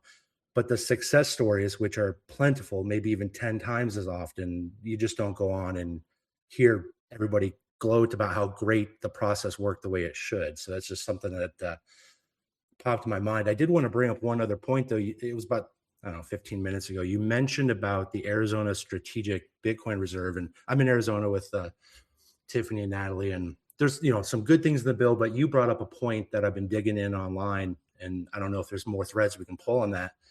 The escheatment process for unclaimed property.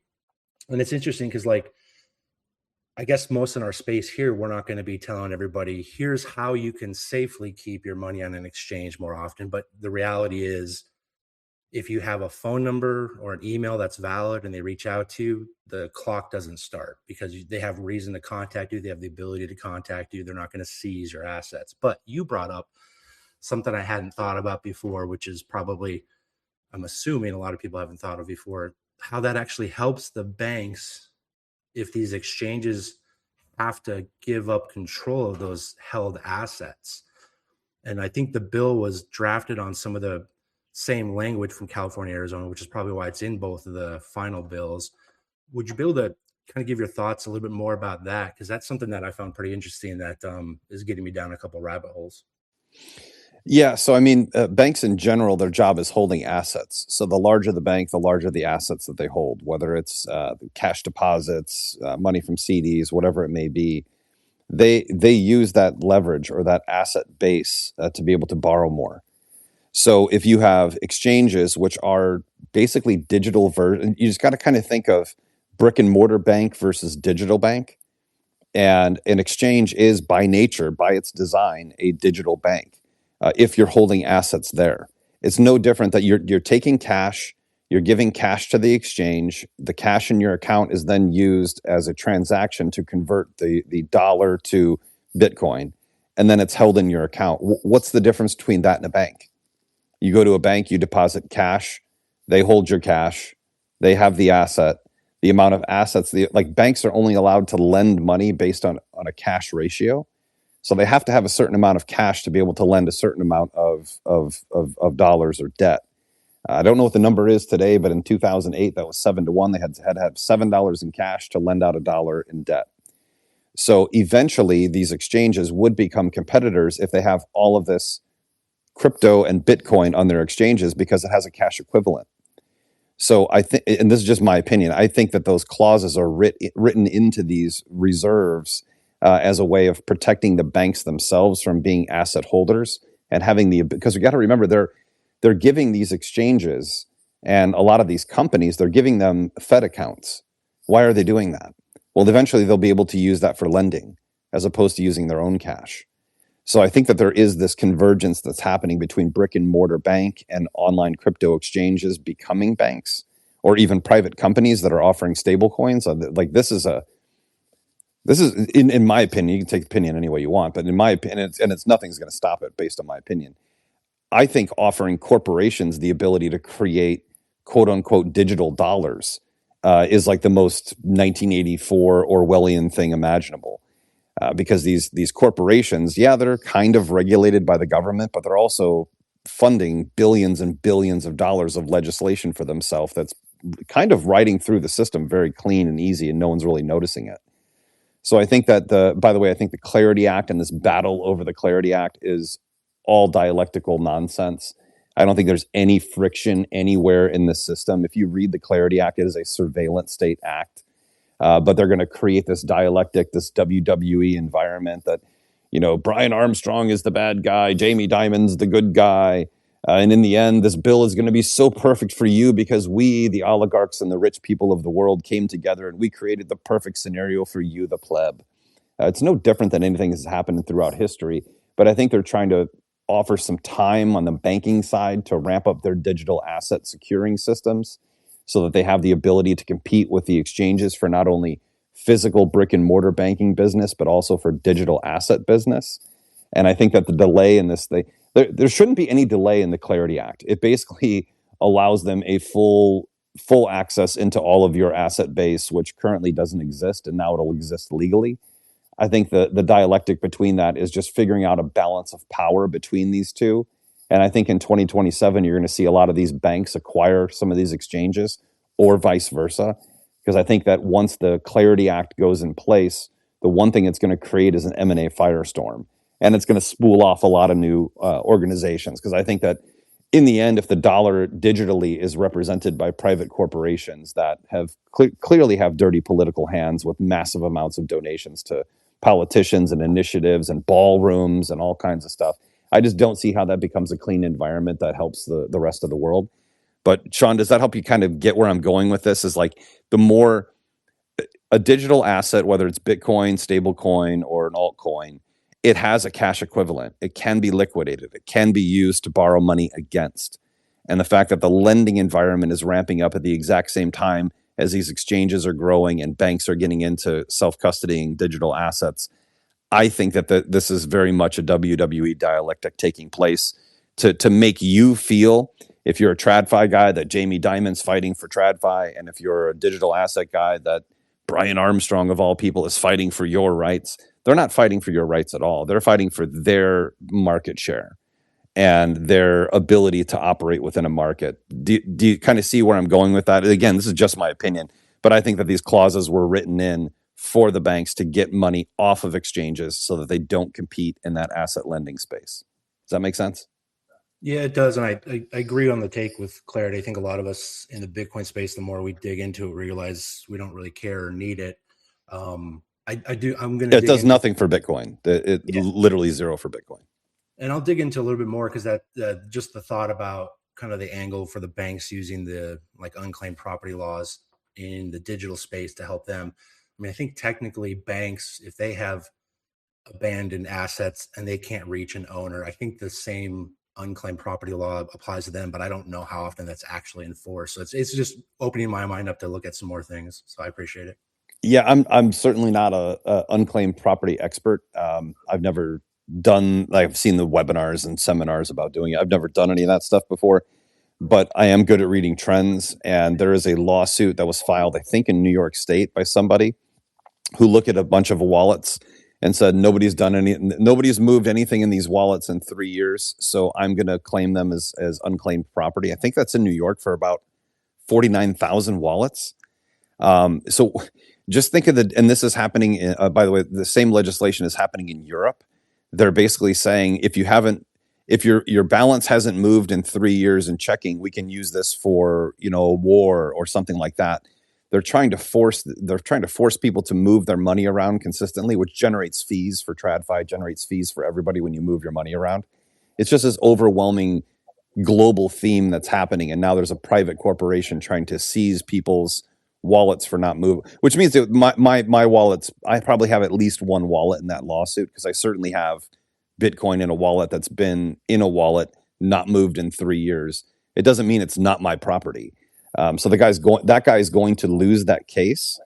but he's a private citizen, a private corporation. I think that eventually these states are, you have to look at the timing, Sean. Like, why would they put these clauses in these strategic Bitcoin reserve bills for states, and then randomly some private citizen is like, yeah, no, you haven't moved your crypto in 3 years. That's my asset. I'm claiming unclaimed property. I think all this stuff is building a precedent dialectic for eventually states being able to say, well, if private citizen can do it, then we should certainly be able to do it. Yeah, your framing of the fact that it's private versus government is kind of a key thing. My experience with handling it, I did auto insurance claims where we had payouts for injuries or lawsuits or whatever, and if a check that we sent wasn't cashed, we're not allowed to keep it. The company is not allowed to keep it.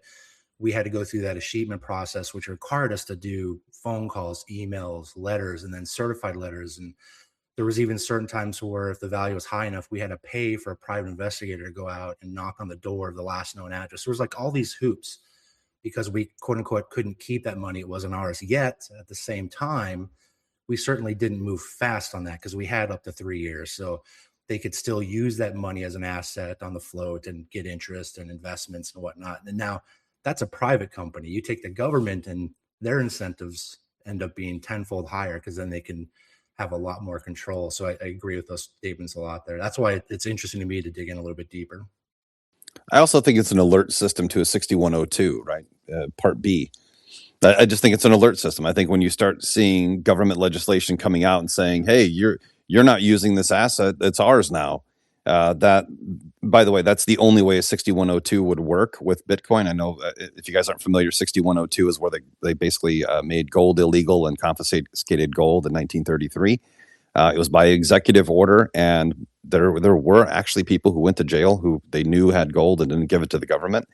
That has always been a fear in Bitcoin. I've been in Bitcoin long enough to remember when that was a major topic, like 4 or 5 years ago. Almost no one talks about that anymore. Today, it's just price action and Wall Street and legislation. But that was a big component. Lauren, when did you say that? Probably like 2019, 2020. That was a really big topic in Bitcoin. The threat of a 6102. Yeah, no, absolutely. That is fuzzy to me because I remember talking about it even, 2017, 18, 19, all of those years, because sovereignty, I mean, this is one of the reasons Bitcoin was actually created. So, it is the antithesis of that. So yeah, back in the day, and like you said, I think we're all NGU and MicroStrategy and all this other crazy shenanigans these days. Yep, exactly. And then you have the ease of comfort that people have, because back then the people were saying, well, what if the government did a 6102? And the response back then was, well, the government doesn't even care. They hate Bitcoin. Well, now the government's creating Bitcoin strategic reserves, which will be filled with stolen Bitcoin, in my opinion. I don't think they're ever going to pay for Bitcoin. I don't think that's a necessity for an empire that has control over most of the world, as a representative of a deeper empire. But I think that in the end, that is a conversation that should be had, especially in an environment where Wall Street and Washington, D.C. are the ones talking about Bitcoin, not necessarily plebs anymore. I think that should be an eye-opener. Hey, E, I was going to add real quick to the Executive Order 6102 talk. The great financial crisis and waking the world up to this captured trust system that we're in, that was so important to Satoshi to broadcast and signal, when he was launching the network. It also was the 6102, the confiscation of what at the time was our only money. It was actual money because it did take proof of work, and it wasn't just a coupon or a receipt. And, Satoshi, the pseudonymous creators, chose as their or his birthday April 5, 1975. And April 5 in 1933 is the date that the executive order of 6102 came about, where people would be imprisoned or fined if they did not turn their gold into the banks. And as well, Satoshi's only singular invention of Bitcoin, because he mostly compiled a lot of technologies and protocols that were built over 50 years from cryptographers and cypherpunks prior to him, was the difficulty adjustment. That was it. And as we know, that's what keeps the heartbeat of Bitcoin and keeps these blocks relatively, on average, to 10 minutes a block. And we know that that difficulty adjustment changes about every 2 weeks, which is the reverse of 6102, which is 2016 blocks. So it's kind of cool and sort of easy for Bitcoiners to remember how often the proof of work number is adjusted in the network with Satoshi's difficulty adjustment, because it's just the reverse of 6102. And that was enough geek for the day. Hey, Terrence and Eric, there's some important dates and all this that we used to talk about a lot more back when, we were more, well, not me because I'm kind of illiterate in some things, especially technology, but when we used to talk more sovereignty, freedom, cyberpunk movement, whatnot, those key dates I just put up in the nest, like 1907, 1910, Jekyll Island, 1913, Federal Reserve Act, 1933, what you guys were just referring to, 6102, 1944, Bretton Woods. I threw those dates up there, and those are all critical in the infrastructure that created the cartel that is the central banking entity that is stripping freedoms away and is putting basically a monitor around everybody's ankle so they can keep track of them. They can debase them freely, just steal from people. So to me, Bitcoin is the answer, because they cannot, like TC was up here preaching how to properly store your Bitcoin. It's not Bitcoin if it's in anything other than cold storage, in my opinion. So yeah, right behind you, Eric. You're preaching to the choir here. I love it. Absolutely. Yeah, the rebellious spirit, like there's a delicate balance between the rebellious spirit of Bitcoin and the ability to integrate into the system, because there's always that, Bitcoin is the Trojan horse into the system, or Bitcoin is the Trojan horse for the system. That debate has been going on for 15 years. I think the state that we're in today is, and I'm just going to keep this balanced approach because it's the approach I believe should be necessary for global adoption. It's okay to not have self-custody Bitcoin. If that's your preference, you're scared to do it. Like, it's okay to own IBIT. Like, I don't hold that against you. I agree with Lauren on the same stance, is that it is real Bitcoin. Like, there is a Bitcoin in your name through a proxy somewhere, but it is not accessing the legs to the stool that allow you the ability to stand outside of the system. It is Bitcoin It's okay in to the system. go to strip clubs too, but that's not for me. I agree. Go ahead, Eric. Yeah, it's not for me, but I also don't want to But how would you have found your 5 ex-wives, Lauren, if it weren't for strip clubs? That's a good question. Hey, that's only 3. There was only 3 from strip clubs. See? One was a poker dealer. Come, Terrence, you're fake news, man. You got to get your stats right. Yeah, guys, it's super important that we all understand. Like, we all started somewhere. I would say, like, feel free to raise your hand if you didn't own an altcoin before Bitcoin, right? Like, everyone went through the same process. We have a bunch of new people who are hearing about it, coming into it. I had a friend in from Chicago for a couple days visiting us a couple weeks ago. And in the middle of the conversation, me and my wife and her were sitting around fire outside talking. And she's like, "Hey, I own Bitcoin now." I go, "Really?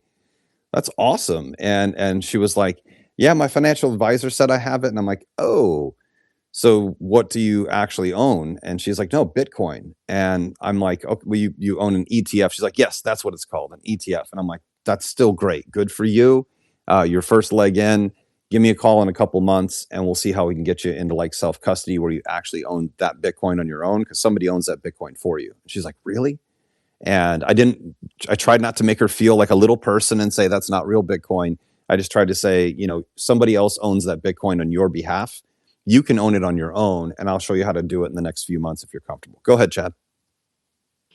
Yeah, Eric, I want to go back to something you said earlier about preserving our rights comes with responsibility. And everybody who's in this room, I'm going to presume, has been around Bitcoin for a while. And I would counter what you said with saying, for all of us who have, that you must air gap, self custody, and run your own node for some percentage of your stack. It doesn't matter if it's 0.1% or just I don't know, a million satoshis, some small number, whatever that is for you. But we all need to take responsibility here. This is ultimately the battle that we're facing. The trustless money, the trustless perfect money, permissionless on one side of the wall, and on the other side of the wall is some sort of from permission, whether it's an ETF, whether it's on an exchange, whether it's in a treasury company or whatever have. They're two separate sides of a wall, and please go watch the Joe Bryan video about that. But it comes down to what you were saying, Eric. Preserving our rights comes with responsibility. Yeah, and Chad, a topic we kind of address here. I kind of give you guys an update. I think it's always important to kind of give updates. I've got my feet in oil and gas and my feet in Bitcoin mining, and obviously I'm in the oil and gas industry trying to bring people into Bitcoin mining.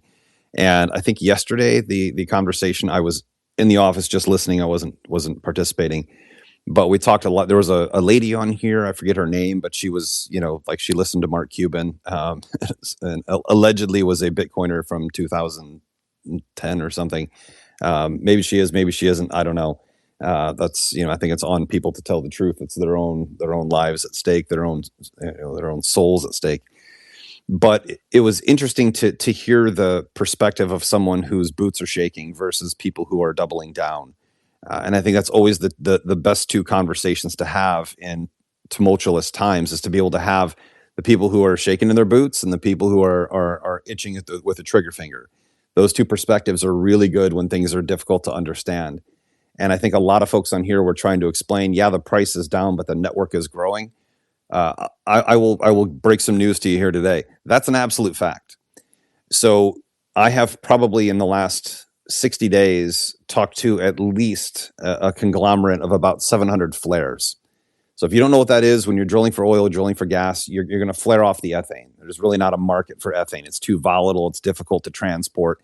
Ethane is the number. It's like a gold. It's like a literally raw gold, like a gold nugget for a Bitcoin miner. It's gas that nobody wants. It's highly volatile, highly efficient in generating electricity off grid.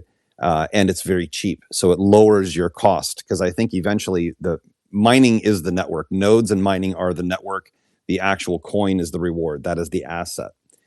So when we're looking at the network versus the price of the asset, when we're looking at it from that perspective, I have talked to at least 700 random flares in the Permian Basin up through Pennsylvania. These are oil and gas companies who are drilling for hydrocarbons, and they're literally burning off free money.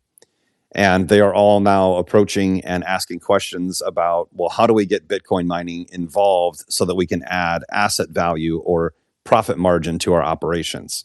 This is a question that was not asked a year ago. This is a question that you would have to approach. Now it's being volunteered in the other direction. I also have clients that are asking if we're mining Bitcoin within our oil and gas funds.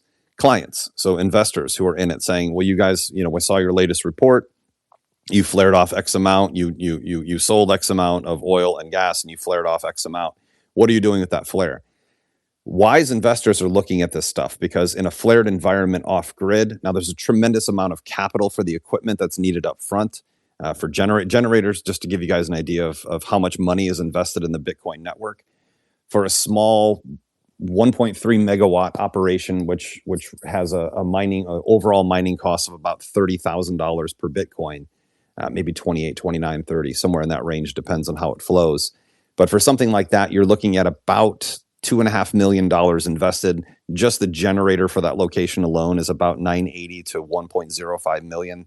These generators are really expensive to purchase. But once that money is put in place and the gas is pumping into these operations, you're just mining Bitcoin like you would in your house. You set up your own off-grid electrical unit. You buy your pods. You set up your security fence. I will say that, guys, we did have $25,000 in copper wiring stolen from one of our off-grid locations in the past 2 weeks. Thankfully, we have trail cams, so all these tweakers were caught. We actually got the copper back from the scrapyard. These guys they're going to go to jail, but they're certainly arrested. But it is important to understand that these off-grid facilities, something I've been talking about for a year and a half, is that the major IPO'd, publicly traded mining companies converting to AI is probably the best thing that will ever happen to Bitcoin, because it makes this off-grid energy search, or this hunt for it, really a hot topic, at least in my world. I mean, many of you are not in this space, but I get phone calls for this stuff every day. And when we're starting to see mid-range to small-range oil and gas companies looking for ways to increase profit margin at a time where oil is around $100 a barrel, that says two things to me. Number one, they're preparing for the price of oil to go down eventually, and they want to maintain high profit margin. Number two, people are starting to look at the oldest possibility of making extra money, which is turning trash into treasure, something you're throwing away into something that's valuable. And they're also a third thing that I see from that is they're starting to understand that creating off-grid energy for AI right now is not profitable. That profit bridge is Bitcoin mining, and a lot of people are starting to see this. So I know, Chad, we talk about that quite a bit. I will tell you that, in my opinion, in the next 18 months, I think you're going to see a dozen or 24 oil and gas companies announcing that they're now using their flares, which, by the way, should make environmentalists very happy that this happens, but I guarantee that they will beat down on the Bitcoin space for this. But I think we'll see a dozen to 24 mid-size oil and gas companies, anywhere between like $200 and $600 million company. I think we will see them start to do these mining operations, because there are a couple of companies willing to do what I can't do because I'm too small. They are equipment lending companies that are becoming Bitcoin miners. So what they're doing is they're borrowing from their own pool at a very cheap rate to buy equipment. So there's not a lot of upfront burden on them. And then they're going in and doing 80-20 splits with the oil and gas provider. They want the free gas, and they're willing to give up 80% of the Bitcoin over the next 10 to 15 years that they mine. These are tremendously innovative deals that are hitting the market right now in relative silence. Like, you'll basically hear nothing about this in the newspapers for the next 1.5 to 2 years. Go ahead, Tiffany.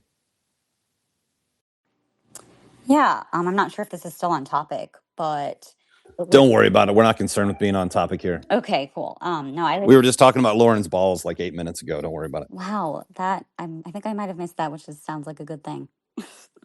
It was a great thing. I'm sorry for polluting your It ears. was all good. These spaces are recorded, so you can go back and re-listen. Well, thank you for reminding me of that. I will have to do that in my spare time. So yeah, no, it was mentioned earlier that people are shaking in their boots right now, right? Because of the price action.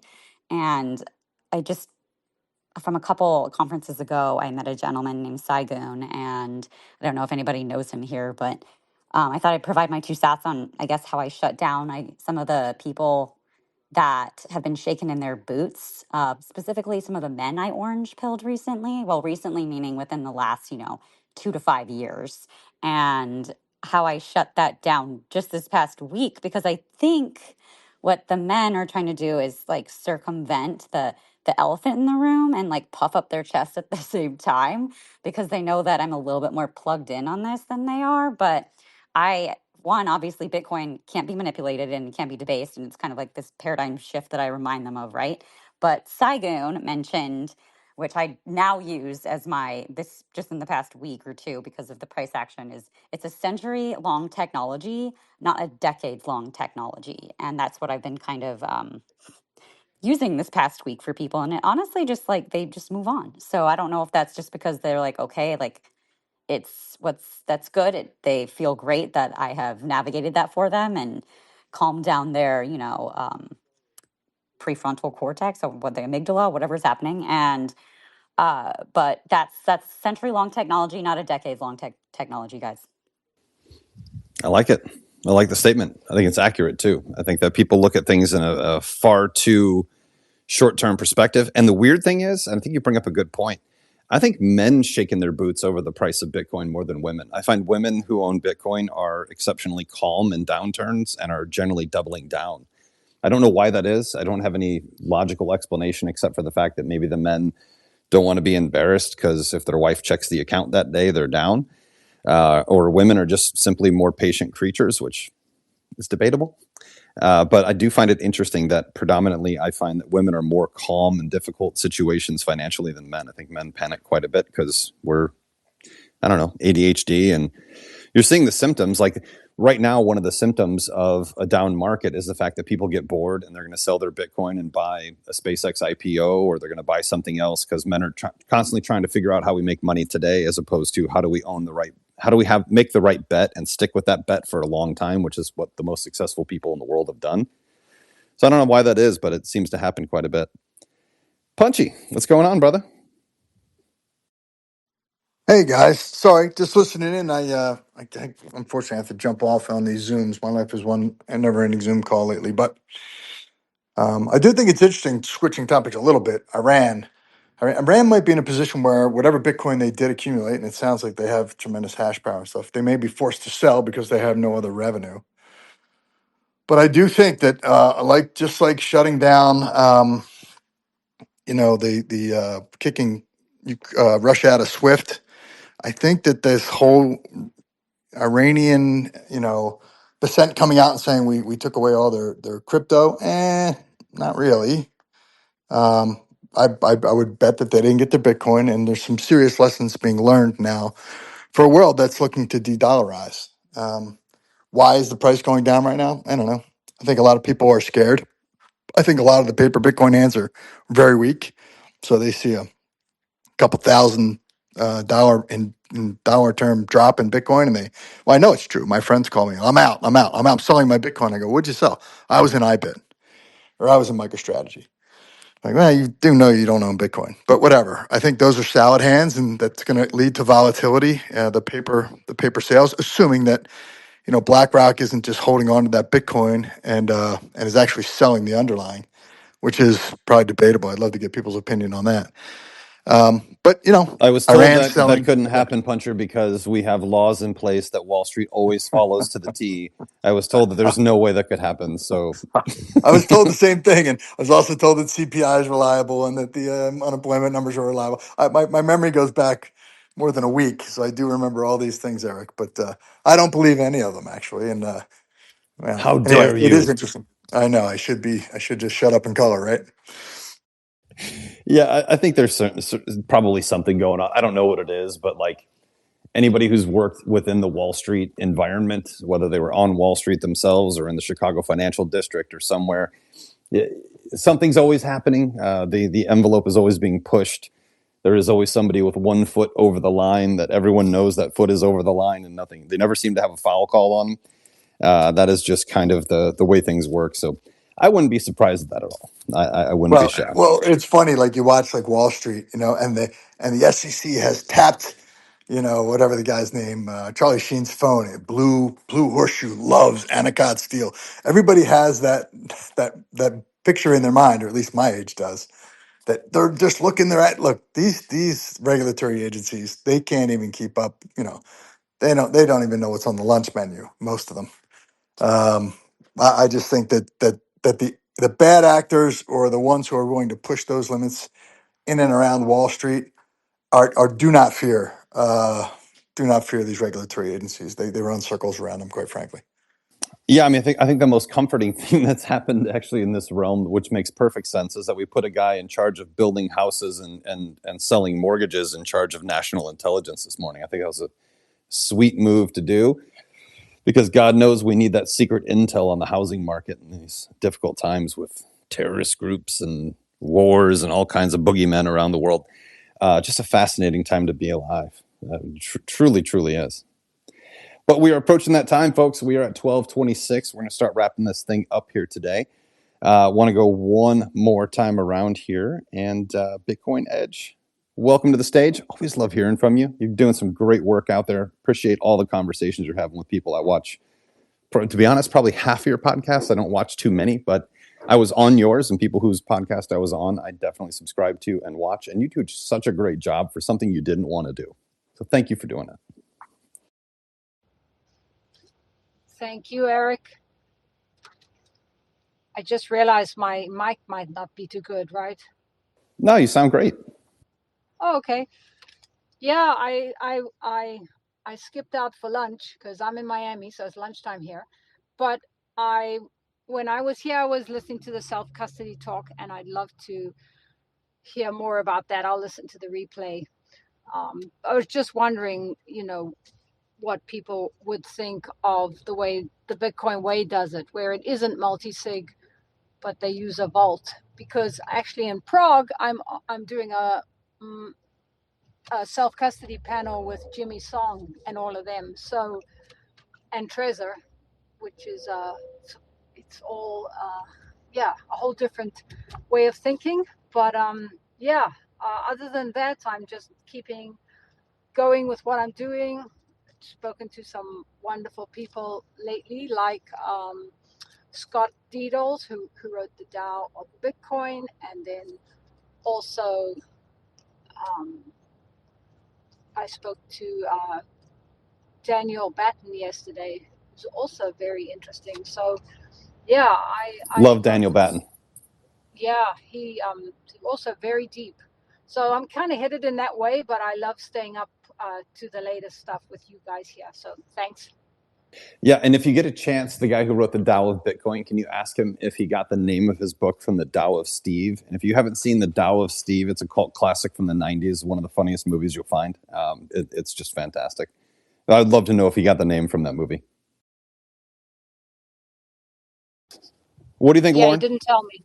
Well, reach out, find out. I'm intrigued. I always like hearing how the band got their name, or how the song was named, or how the book was named. And if you haven't seen Tao of Steve, I highly recommend it. It's just it's a good hour-and-a-half long comedy, simple comedy, old school comedy, good stuff. What do you think, Lauren? Should we go around the horn and close this thing up? Oh, we got Fred Let's on. do it. We got Fred up here. Fred, what's going on, my Alrighty. friend? What kind of insight do you have? My only insight is Saylor needs to recognize that the market has spoken. I hope he doesn't kind of think that he did the right thing here, because I don't know.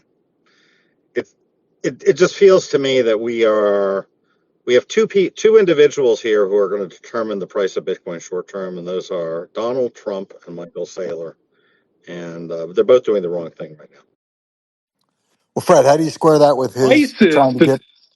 trying to get S&P inclusion, S&P pointing to that as a vulnerability? So 36 Bitcoin, Well, big deal. Who cares? whatever. Here's my point: is whatever, for him to do that now, it's not the right time. He should have done. He should wait until we're in a bull market. He doesn't need to do that now. I don't think this thing helped him towards S&P inclusion at all. If anything, if I'm the regulator, I think I've just gotten a little bit scared, because he sells 30 Bitcoin, the price drops 14%. Does that really want me to include him in the S&P? Probably not. So I just don't think he's helping the case at all. He's not. This is a negative. He basically, if he could take it back, he should take it back. I don't know what he's going to do. I hope he doesn't do a Donald Trump and double down on this and sell another 30 Bitcoin tomorrow. Well, it's a binary event, right? He did it, and it's over. He's Well, demonstrated to the world that he could do it if he wanted to. Maybe he even bought some more cheaper Bitcoin. I don't know. yeah. Well, he needs. I mean, I think if you screw up, you need to do something in an equal and opposite force. So if he starts buying Bitcoin tomorrow or today, that would be good. If he just does nothing, that's bad. If he sells more Bitcoin, that's bad. So I think he's been very quiet today. I think this reminds me a lot of when he said, "I will not sell under 2 MNAV," and then 3 days later started selling under 2 MNAV at 1.5 MNAV. So he's got some PR problems. His investor relations are not good at this point. And I think he's got it. Sometimes he can be very he just doesn't understand what the world his investor base wants. It does not want this. Whatever it is, he did the wrong thing. Well, I think the compilation of him not buying Bitcoin and buying bonds previous to that probably added to the effect in the marketplace. Well, right, itself. yeah. Again, he's just sort of like in your face, like I'm buying bonds. He didn't say I'm buying my own bonds, which he could have said, but I'm buying bonds. I'm not, okay. You're spending billions of dollars buying back your own bonds, and then you sell 30 Bitcoin just to test the waters, right? This is a little scary for investors, I think. And it was the wrong move. This was the wrong move. And when we see how his actions have impacted both the price of Bitcoin and his own shares. And you only get so many of these wrong moves. He did it with the ATMs before, and at some point people don't trust him. And he's sitting on all these Bitcoin, and the natural reaction is, what's he going to do? Is he going to start selling? Is he going to start? Is he going to have a permanent sell program in place? What's next? It's not clear. So I think we'll be fine. I think he's gonna, he will come to his senses. But I think this is not good. This is not, and this is part of the reason why people like you know what's his name, the guy who does Matt Craddock. Oh, Crowler, Matthew Crowler, Crow. Yeah, that's why. I mean, people are getting sick of this Crowder. shit. Yeah, Crowder. Yeah. So, I look. What he really needs to do is less. He needs to do less buying, less trying to get into the S&P, less trying to move his stuff. Just in situations like this, he should do less. Well, Fred. Um, Fred, by the yeah. way, sorry I couldn't get to see you last week. I literally couldn't get there from where I was. But what do you think about his impulse to want to ameliorate the S&P 500, whatever board or whatever they are, it just as an idea? Because once those robotic, price insensitive flow into MSTR, I mean, as a guy who's got a fiduciary to the company, I would imagine he does. That seems like a desirable outcome that he was trying to advance the ball toward. Yeah. Yes or no? I mean, it's just the time when when Bitcoin's down 50% from its peak, when your stock's down 75 from its peak, probably not the right time to do that. And I would sort of agree with some people who've said it's also not the time to be praising and retweeting DeFi protocols, which are, buying your STRC. And now your STRC is depegged, right? So it's gone from 99 to 96, 99 and a half to 96 today, right? So, you know, all this stuff that he's doing, is not good for his investors, for the STRC investors. And look, he is on a powder keg. It only works as long as everybody has total confidence in what he's going to do. You lose that confidence. I was sort of thinking, I don't mean this in any way, but imagine you're saying, I'm going to go cheat on my wife a little bit, just to test the waters. Your wife would not be too happy about that. You know what I mean? And and even Eric Balchunas is sort of saying, look, you know, he only yeah, sure, he only sold 30 Bitcoin, which is 0.0001 of his portfolio, but it also begs the question, why do you sell if it was 0.001? The regulators aren't going to be interested.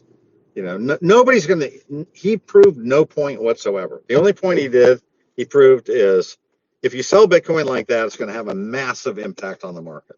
That he proved. That is the lesson. Right.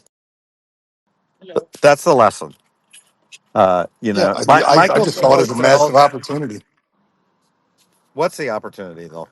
I was buying Bitcoin like a crazy person today. Well, yeah, okay, but like, I'm just saying, like, he, what he's doing is not good right now. This is, he's not helping anybody out.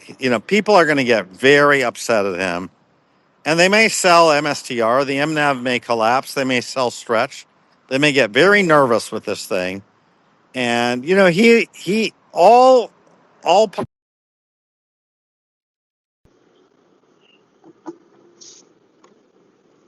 Did we lose Fred? Sounds like we did. Sounds like we did. Yeah, Fred, your audio is not working at all.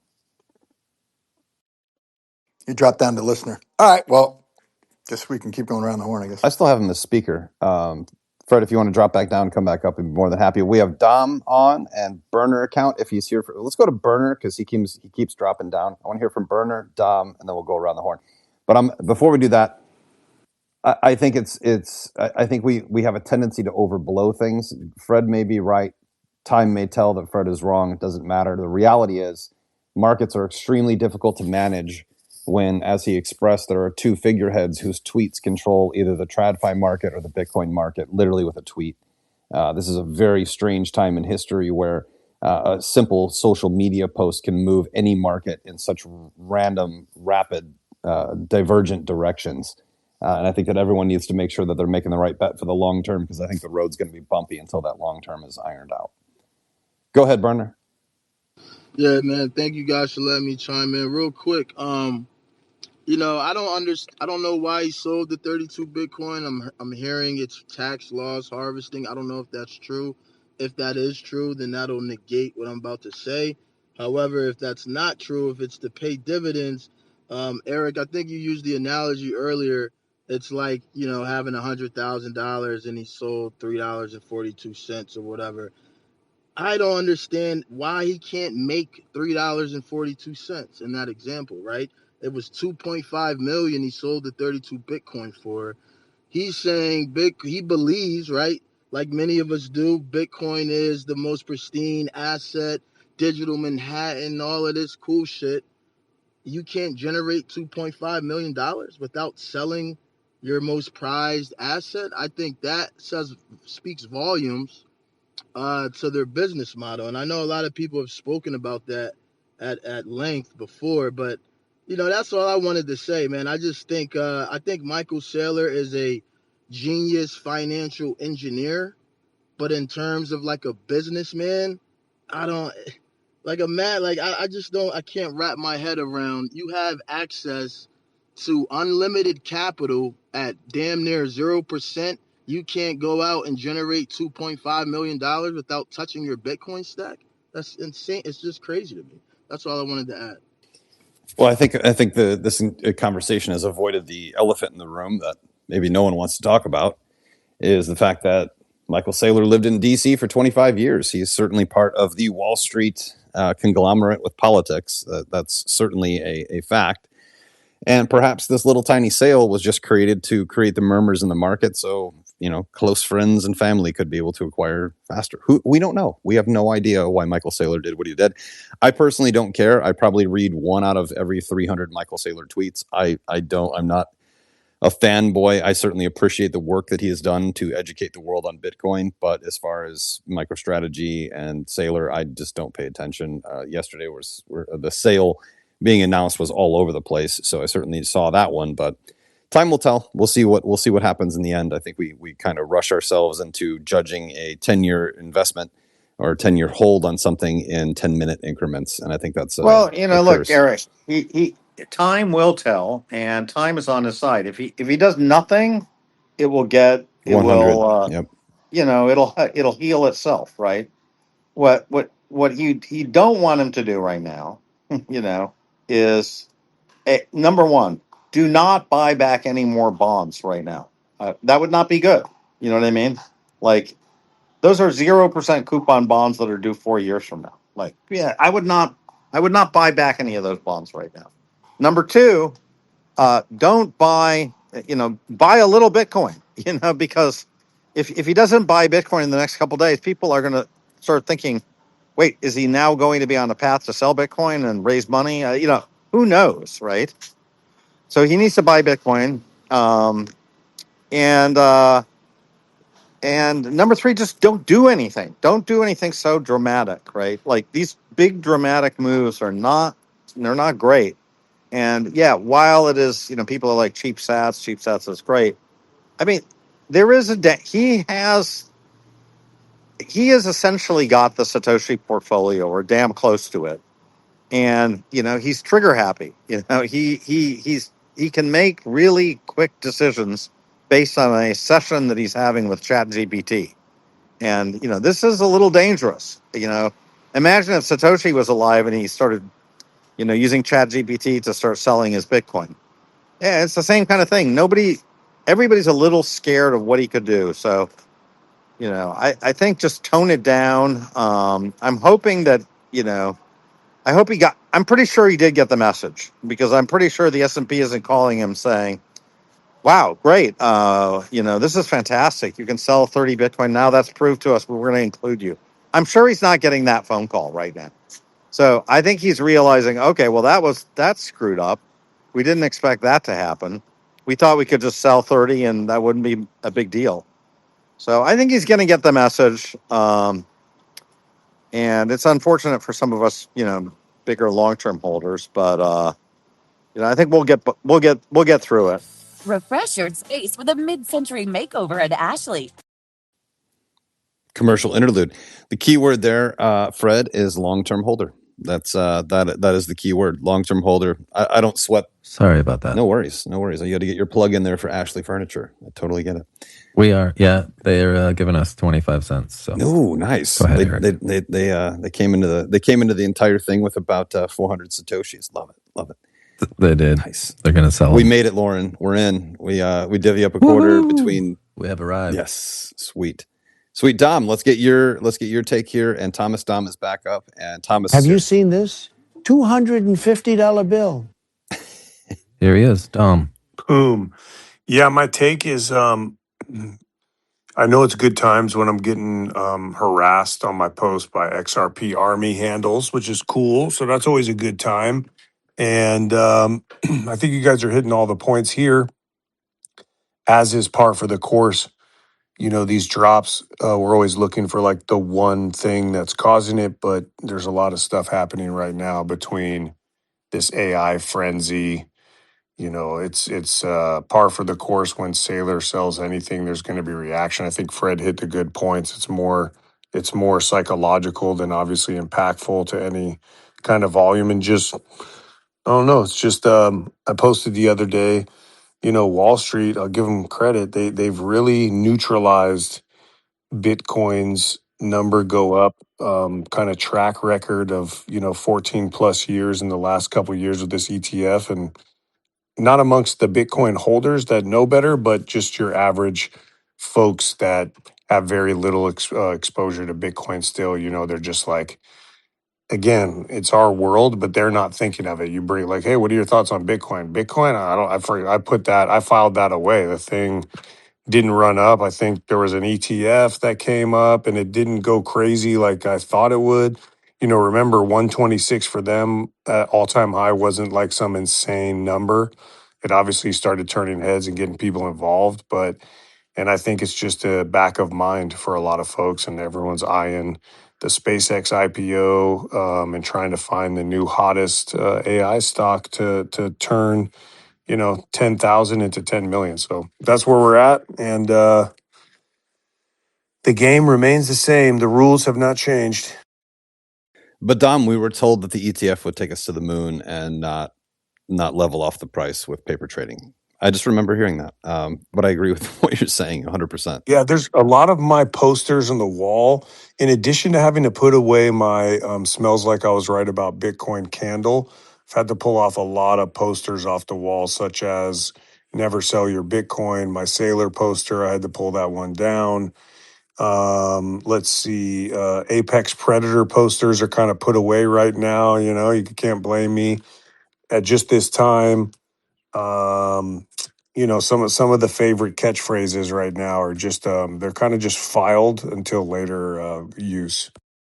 You should have just kept up your Motley Crue and Samantha Fox posters on the wall, and everything would have been fine. You didn't have to readjust that, man. Everything would have been cool. Let's go to Thomas, and then we're going to go around the horn. Dude, I had Samantha Fox posters on my wall. Who didn't? She was. Her and Alyssa Milano were top dogs at that time. Thomas, what's going on? Yeah, I was just listening. For the most part, I've been working, but it is a little disconcerting about how this all played out, and I just think, as best I can tell, MicroStrategy wants to be less predictable about how they're behaving, right? So selling 32 is the same as selling 1. It's not material. It's just the act of doing it. It absolutely was a test. I mean, because again, I don't think they achieved anything substantively. What they found out in this test is that the act of doing that knocked the price down. And we may find out that they sold 32 and picked up 500 at a lower price, and that it's net accretive to MSTR in the long term. Now, I don't think that for a moment, Saylor doesn't think that Bitcoin's going into the millions eventually. And he's just trying to optimize his portfolio. He's less concerned, I think, about the pure Bitcoin holder than he is his acquisition framework for Bitcoin within the MSTR ecosystem, which is what he should do as the CEO of the firm, or the chairman of the firm, rather. And but it does, I just go look. I don't like to focus too much on numbers because I do think Bitcoin, if you have a long-term thesis, I just think it's going to be much higher. It's just that being early sometimes feels like you're wrong. And we closed 23 at 42,265. And then that ETF, Eric, that you mentioned, we shot up very quickly to 73,750. And then it started to come down. And then other things have been going on in the marketplace. But now we're below that initial ETF bump that happened in 24. And if you look at it in classic terms, in 2.5 years, we're still up 80%. So if you just do the annual rate of return, it's pretty decent. But it's not ideal, and especially if you were allocating capital when it was above 100 and things like that. So now this tax loss harvesting is a real thing. I just think that we need some clarity about from what MSTR is doing in order for Bitcoin to not suffer the effects of that. And I'm not sure Saylor cares, to be honest with you. He's more interested in his journey. And so I think we probably put too much stock in. And the other thing it reminds me that I'm concerned about is I don't like the concentration of ownership with MSTR. I think I hate it. The ETFs, the ETFs are a different issue, right? Because they're technically distributed. It's custodial. It's on other people's behalf. But even BlackRock and Fidelity, they probably have more influence on that than we might imagine. But certainly MSTR, I just don't like them having so much. I think it's antithetical to a decentralized asset. For me, I don't think it's 100% certain that Bitcoin goes to the $1 million, or pick a number. I think it's very high. Pick a number, 90%. And it's that 10% that I'm worried about. And that is a political risk. And the political risk is that the governments and the world framework makes it very difficult to own this, and it lowers the utility of it at extreme levels. You can imagine that with crazy leftist governments, which seems like they're on the horizon coming. And so for me, I want to see Bitcoin as widely owned and widely adopted as possible. More people having it versus it being concentrated in a few hands. If just rich white guys and MSTR are the only ones who have Bitcoin, do not expect that to have political air cover in the next 4 or 5 years. It's a rational thought. Very rational thought. What's wrong with Eric? rich white guys? Go ahead, Paula. I just wanted to add, I don't know if anyone saw Checkmate's newsletter for subscribers, but he did a deep dive on why Michael Saylor sold. And he basically said he sold to signal to the preferred stock owners that he would sell to pay the dividend if needed. And Checkmate goes really deep with the numbers, and he says if Bitcoin got to 28,000, then MSTR would basically have zero value, but it's obviously unlikely it gets there. And as we all know, pricing in dollars is not the best, except that you can buy more sats. So just wanted to add that. Prices. No, you got to finish the statement, Lauren. You can't just throw out prices. No, we need to know what they determine, please. People know. Prices determine the value of money. Nice. Yeah. Well, Paula, kick us off here. I think that Checkmate does some good stuff as well. I think everyone has flaws, including myself. It's all opinion driven. We don't actually know why Saylor did anything. I think that's the logical deduction. Whether that's the case or not, we'll find out in time. I think time cures all curiosity when we're projecting the future or why people are doing things in the moment. I think that's one of the key features that has been bred out of human beings is patience. So have patience. That's an incredibly important thing to do. But Paula, why don't you go ahead and kick us off here and close us out, and we're going to wrap this thing up here today. Just have a great day. Enjoy what's important, family, friends, health, and stay humble, stack sats. and enjoy Miami. Enjoy Miami. Beautiful town. Sean. Hey, Eric, thanks for the space today. I appreciate the discussion and the direction it's gone in. I don't think you and I have met, and for fear of Lauren muting me, I'm going to take a page out of my friend Natalie's book and ask you a personal question. Are you going to be at the Midwest Bitcoin Summit or Bitcoin? I am. I'm a Midwesterner. I will certainly be there. Okay. I'll be at both of those. So I just figured I'd ask before I get booted off by Lauren. Have a good day, everyone. I'm serious here for a minute. All right. Dom, close us out here, brother. Keep the faith and go build something. Short, sweet, and powerful. Absolutely love it. Tiffany. Hi, Lauren. Hi, again. Yeah, totally me again. Just getting excited for BTC Prague next week and the World Cup, guys. So let's not forget about the fun in life. Bora Brazil over here. Hi, Lauren. Hello. Yeah, life is fun. Life is fun. Take a break away from all the seriousness at time to time. It's very important to do daily if you can. Amazon man is here. Go get your packages. Yes, he is. Punchy, close us out. All right. I am a weirdo because I am reveling in all this doomerism. You know, I was around when Farrah Fawcett was the poster on my wall.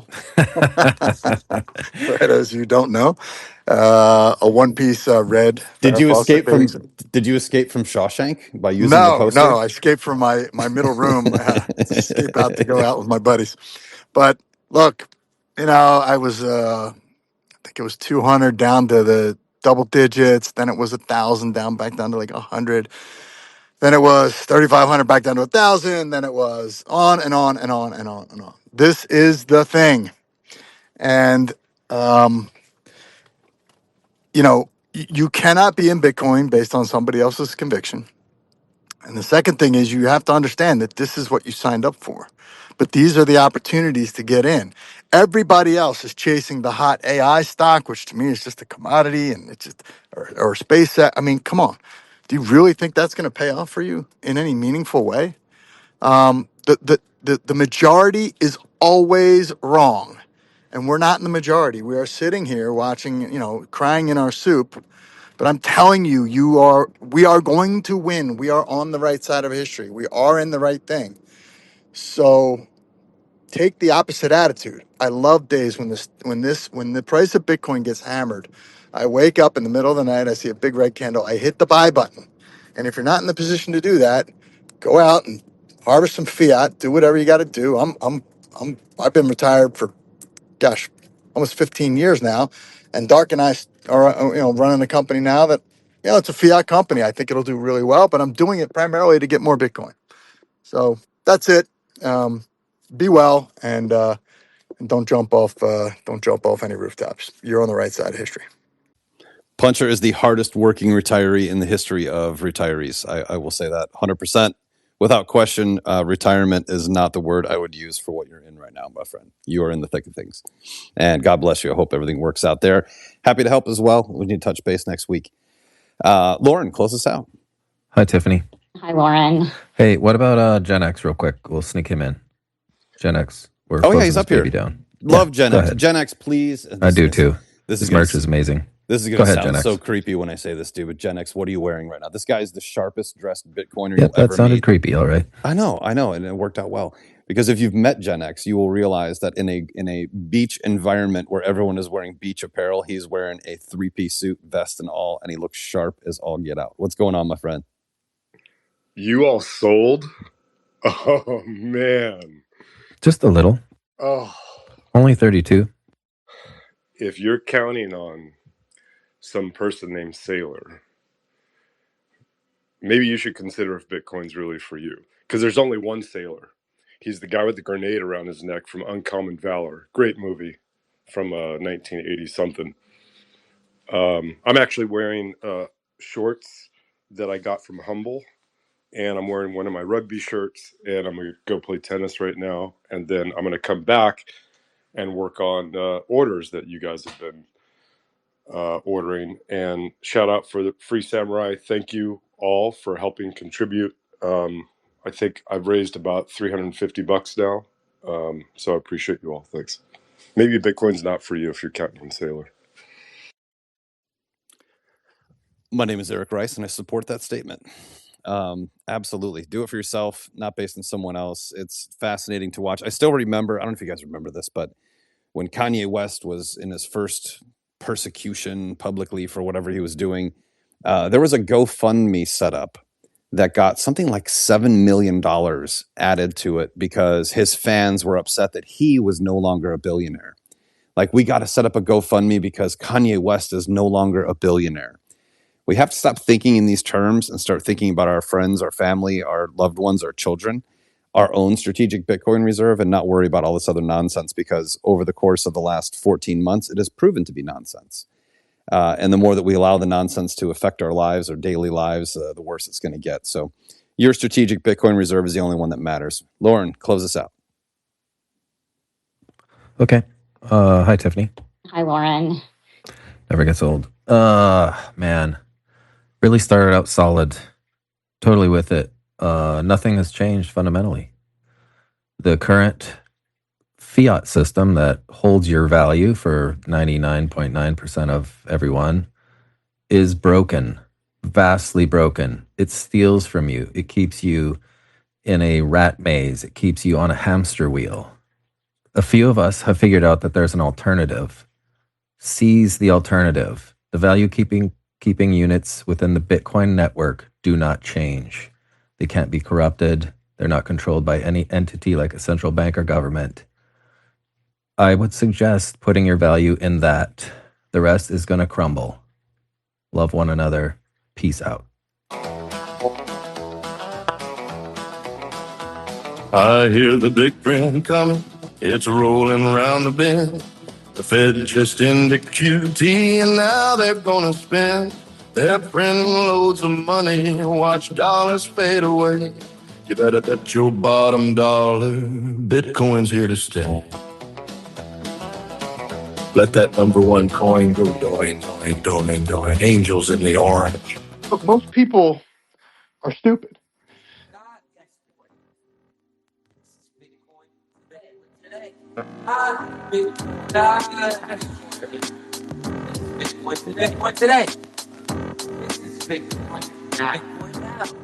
I'm just serious here for a minute. All right. Get that education going. This is Bitcoin now. Hi, Lauren. Hi. Hi, Lauren. Hello. You have to find something that you can trust in that trustless world, which is Bitcoin. You know, it is the asset class that protects you. Right, the U.S. federal government's unsustainable fiscal path. Hi, Tiffany. Hi, Lauren. Or is that Natalie? Hi, Natalie. Hi, Lauren. Bitcoin. You do not come to Bitcoin. Sometimes you do sell your Bitcoin. Sometimes you sell 32 of them. This thing is, you can't kill it. You have to find something that you can trust in that trustless world, which is Bitcoin. You know, it is the asset class that protects you. Right, the U.S. federal government's unsustainable fiscal path. The U.S. federal government's unsustainable fiscal path. You do not Bitcoin. You do not come to Bitcoin. This is Bitcoin today. I'm looking for a man with Bitcoin. Maxi, no shit coins. I'm looking for a man with Bitcoin. Maxi, no shit coins. I'm looking for a man with Bitcoin. Maxi, no shit coins. Hi, Lauren. Yes. This is Bitcoin today.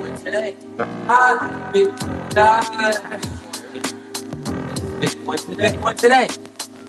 This is Bitcoin now.